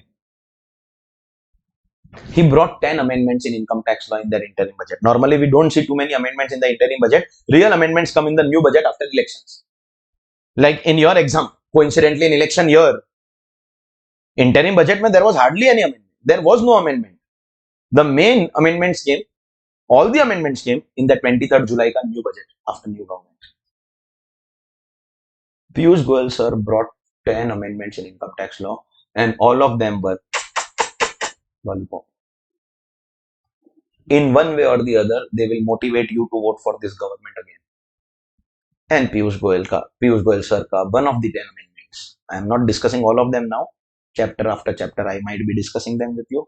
But one of them was, as per the income tax law, existingly, you are allowed to make annual value of any one house zero. Any one, which will not include your let out. Let out you separate. The remaining, which you use or lock. Out of that one, you can make zero. And remaining 3, highest you make 0. Remaining 3, you pay tax on market. I hereby propose to change number of SOPs from 1 to 2. And from 2019, lollipop. There is a very famous meme, Ek ka double Anuradha. Piyush Goyal sir actually made 2 houses as SOP. So you had 4, remember? You were allowed to make 1 0 and pay tax on remaining 3. Bro, now you can make any 2. Obviously, we'll choose the highest 2. Supposingly this and this are the top 2. So make them 0 and the remaining 2 houses. So instead of paying tax on 3 houses ka value, you will pay tax only on 2. Supposingly I have 2 houses. Sometimes I live in this, sometimes I live in that. So one of them was always becoming my DLOP. Now both of them will become SOP. I can make annual value 0 of not 1 but 2 houses. That's why I told you not to write it. And since 2019, the law has changed. Here now I write what? Earlier I used to say after 1 SOP, all remaining houses will become Now I say after SOP, where I am allowed to take maximum 2 houses, the balance remaining houses will be considered as deemed to be let out. Is there any actual rent? No. But in any case, we don't take tax on the actual rent. We are going to take tax on market rent, the capacity of the property to generate rent. We will be taking tax on market rent. Means actual rent 0, but pay tax on market. Market rent only will become annual value because actual is 0. So what is tax benefit of SOP? Annual value, taxable income 0. But you can take in that category only.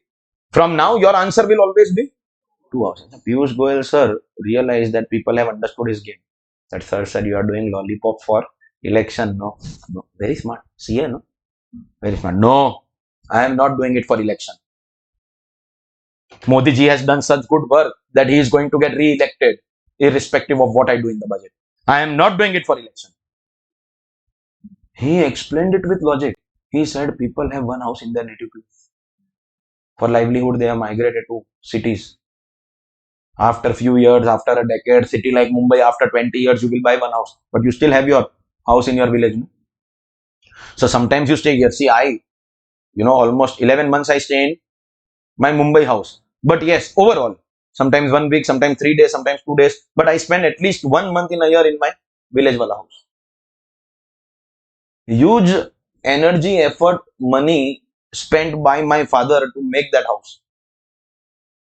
While I was in my struggling phase, I really had absolutely no time to go and take care of that house. But with the grace of God, now I have enough time, privilege, luxury, I can decide that I want to go.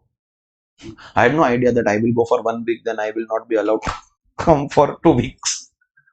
So I had gone for 1 week and then I came back after 20 days. Bro, hey Bhagwan. Finally, now I am so scared of taking 1 week. Bro, yesterday, I believe me, I met with an accident. Proof. And there is some swelling also near my thighs. My knees also are, I have some skin that has come off. In the morning, I was limping. But one thing I was sure, I am not cancelling any lecture. You never know. Now audit will start, bro. I will have to make you do September. No, I had no choice. But I said, I am not under any circumstance.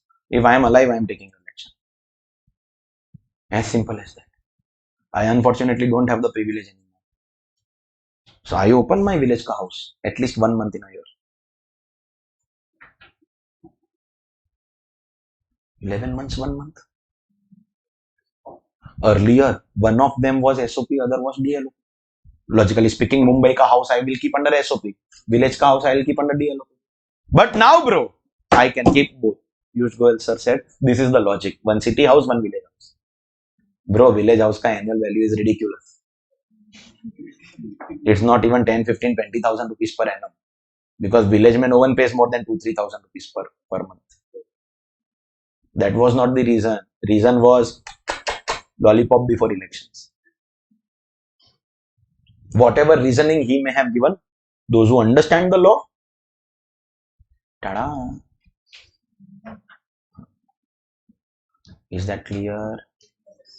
So, you can classify under SOP and take annual value 0 of maximum 2 houses. After 2, whatever remaining houses you have will be considered as deemed to be let out. Property actual rent is 0, but you will have to pay tax on market rent, typically to target those who are keeping locked houses. See, what is the suggestion here?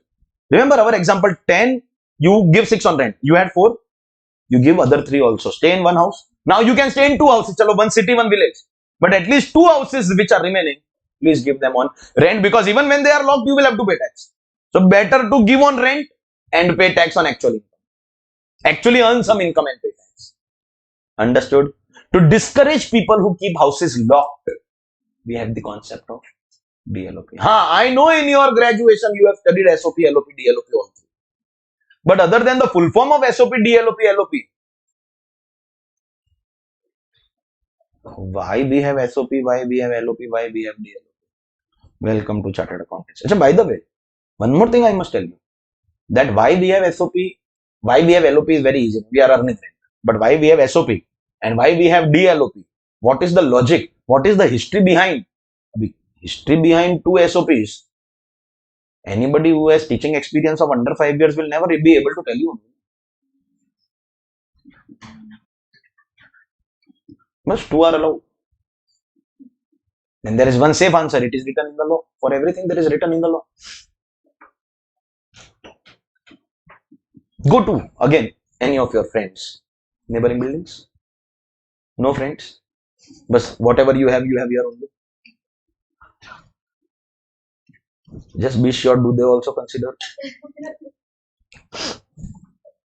If you have friends doing CA, then confirm all this with them. Please, oh minor, please. You said, you were the first person to say. Neighboring buildings, may you have friends? Confirm with them, please. Do they know the logic behind SOP? Do they know the logic behind LOP, DLOP? And also confirm that whoever taught them learned tax from whom. It is possible that their teacher is my student. It is possible. Okay. With immense respect for everyone, not here, but we have one more branch in a place called Charni Road in South Mumbai. There also there are neighboring buildings. There also there are CA classes going on in the neighboring buildings. I don't solve doubt of that class ka students, obviously. Why will I solve? My responsibility in my class. But I do solve doubts of that class ka teachers. When they are stuck, they also need someone to guide. Understand? And that's not disrespect. When a new budget comes, with my 14 years ka experience, existing law, everything I know. But when a new budget comes, that also most of the things are understandable. But in the auntie era, sometimes there is a provision with which you have a reaction. What exactly are you trying to say? There is confusion. I have some of my contacts who are chartered accountants practicing for the last 25 years, 30 years, 35 years, 40 years, who are my Krishna anchor. When a situation like that I face, I also need someone to ask me, how can I go and teach the student when I am not confident about it? So not that I never ask anything to anyone. When a new thing comes, I also have to ask. Once in a while, I do have to. So obviously, I am approaching somebody who is my senior. So there is nothing wrong in that. Because ultimately, whether your students or my students, our job is together make our students so capable that they can face this world. And always maintain cordial relations even with the ones you compete with, because it is very much possible that one day I have malaria and I need someone to take 10 lectures on my behalf, or vice versa. It's a very small profession. Everyone knows everyone. You should always be respectful towards each other and extremely respectful towards your competition. Just to make you understand that, please develop that self-confidence. And I believe that I have already said that second book is delivered at the other center. It will come within today or tomorrow to you. Start solving the questions right now itself. Okay. As you flip your pages, you'll realize that starting ka some questions are on tax calculation. You won't understand. But once that gets over, there will be questions on residential status. Then there will be questions on exempt income. By the time you complete those, we will be done with house property. By the time you finish that, we will be done with salary. If you want to do good in my subject, the system should be, you should be only one chapter behind me in the additional question. See, I complete house property and you are doing house property. Or basically, I will be doing salary, but still past ka chapters are left. By the time I complete salary, you get done with house property. I start PGBP, you start salary. I start capital gain, you start PGBP. Now it is possible after your study leave, and just in the break, we found out that dates are out. May 25 ka exams. May 25 CA inter exams, dates are out. Last paper, you have 2 holidays. 9, 11, 14. 3, 5, 7, 9, 11, 14. And this time there is no election, so there will be no change in dates. Election years mein exams gets postponed to the month of May. Maharashtra elections over, Lok Sabha elections over, ICAI elections over, everything over. Now don't say sir BMC. No bro, that will not change exam dates. Everyone is clear? Huh. So ladies and gentlemen, locked houses are the target, and because of that we will be having what bro? Deemed to be let out. Everyone is clear? But now we take this target one level further. Even if this property is your stock in trade. See, there are two types of people in the market, investors and traders. Those who invest at a lower price, wait for the price to get increased, do not give the property on rent, they are keeping them locked, finally sell the property one day and get their capital appreciation. But are you keeping property locked? We will target you after two properties. But on the other hand, they are real estate developers also. They construct at one time in one project 100 houses, 200 houses, 500 houses. They construct big projects. No? Are those properties constructed by you? Builder, a developer, are you constructing properties? Are you in the business of construction? After two houses, supposedly 500 houses in your building that you have constructed, means who are you? Builder, developer, real estate. 498 will be DLO. Don't hold the property for very long. That is artificial hoarding. You are not selling and therefore market price is increasing. Housing prices are going out of control. Sell them. But then of course, a very, very logical argument of the developer will be, sir, unless and until I get a proper customer, sale of real estate is not so easy, no? I am not holding that property by choice. I have to do it by compulsion. So fair enough. If the property is your stock in trade, first of all, are we going to apply DLOP on that property also? Yes, but we will give you some time. So this property, which is your stock in trade, will not become DLOP immediately. As an investor, if I buy property, 2 SOP, everything else DLOP from the first day itself. But as a stock in trade person, as a developer, as a constructor, if I have unsold stock, that's not in my control. So we are going to give you 2 years ka time. We will make your unsold property as DLOP after 2 years, not immediately. Means we are granting you a proper period of 2 years to sell your property. See, 2 years is good enough. If you keep it reasonable, your stock will get sold. So we will start your DLOP only after 2 years. But where will we count this 2 years from? 2 years will be counted from the end of the financial year in which CC is received. Give me a couple of minutes of explanation, please. Please. For every construction site, there are 3 types of permission required from municipal corporation. First is the permission to start work, commencement certificate. Break the existing building, demolish the building, start your construction.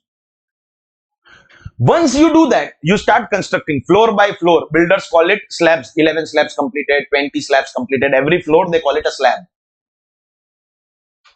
Once the whole building is ready, municipal corporation will issue your second certificate called CC. CC stands for completion certificate.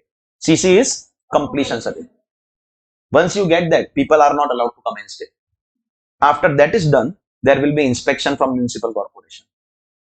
Are your electrical lines covered properly for safety? Do you have waste disposal proper? Are your plumbing lines proper? If it is a high rise, you need something called a refugee area. In case of fire, in case of evacuation, there should be some area. So in a high rise building, in my building, every 7 floors, there is one area called refugee from where people can be evacuated in case of fire. Have you maintained that as per government norms? After that inspection, the last and final certificate will be given, that is called OC, occupation certificate. Legally, people are allowed to live in any building only after receiving OC. But building ka construction is completed the moment you get CC. CC stands for completion certificate. So for example, if any building gets a completion certificate today, 13 January 25, when will the financial year end? We have to see end of financial year, 31st March. From there 2 years, that is 31st March 27.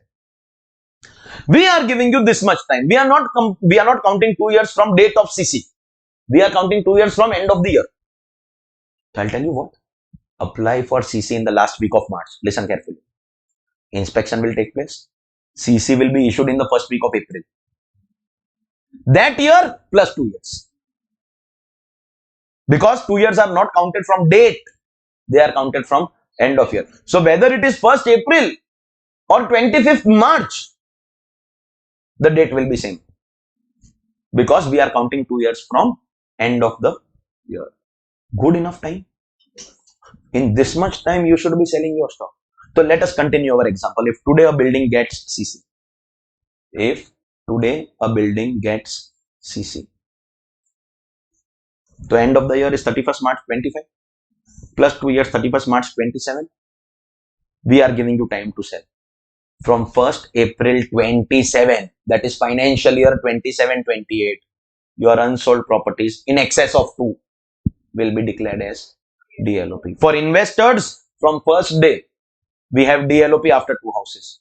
But for developers, we grant you 2 years ka time, because just like investors, for developers also we don't want too much of unsold stock. So we give you 2 years. After that, that will be DLOP. Together, this is a target to bring reduction in real estate prices. If you plan to buy a property, see, with inheritance, so it does not make any difference, because you will sell one and buy another. The rates of both will fall. We have to play in the difference. But if you are planning to buy property with own money, in the coming period, there will be fall, and every year you will see the last quarter, that is Jan, Feb, March. As 31st March comes closer, property rates will fall. Understand the logic behind it. Because if the person is not selling till 31st March and his 2 years are going to expire, then from 1st April, you start having DLOP. Pay tax without earning any income. So in March, people will want to at least sell their old property at any price, maybe invest in another property. Maybe a new 2 years period will come. So as 31st March comes closer, people have to get rid of their properties. Developers have to get rid of their properties. It is like stock clearing for them. Because 2 years are getting over. See, 23 ka property now 2 years will get over. 24 ka property 2 years will get over in 26. Now today's CC is 27. But then 2 years ago somebody got CC. So that 2 years expiring now. No? So developers have to reduce the prices, quickly sell to escape DLOP, and with the money they will start a new project. They'll get fresh 2 years. But every time a financial year is going to get over, near completion, developers have to reduce prices to get out of unnecessary DLOP. You can use this knowledge for buying a property in your favor. Especially if you're buying directly from the developer. First find out. It is very easy to find out that when was the CC received. All plans are available on RERA website. When was CC received? Any property whose 2 years are expiring on 31st March 25. Go in the first week of March, go in the last week of February and give a nonsense offer. Give an offer of 20%, 25% below the quoted price. You should be having the 75%. Don't give the offer. If you have 75%, 80%, give the offer. There's high probability that the developer will agree. And you know the reason. You understand the reason? So, ladies and gentlemen, yes, properties will be divided into 3 types. One day also given on rent, LOP, remove that. Now, your remaining properties, you take annual value 0 or maximum 2. So, take highest 2, the remaining will be deemed to be let out. But if the property is your stock in trade, we give you 2 years. Not from the date, but from the end of the year. Which year? The year in which you got completion certificate. Everyone is clear? 100%? So today we have completed the conditions, the types of property. In the introduction, bro, if I start tomorrow's lecture with 4. Point 4 of introduction of house property.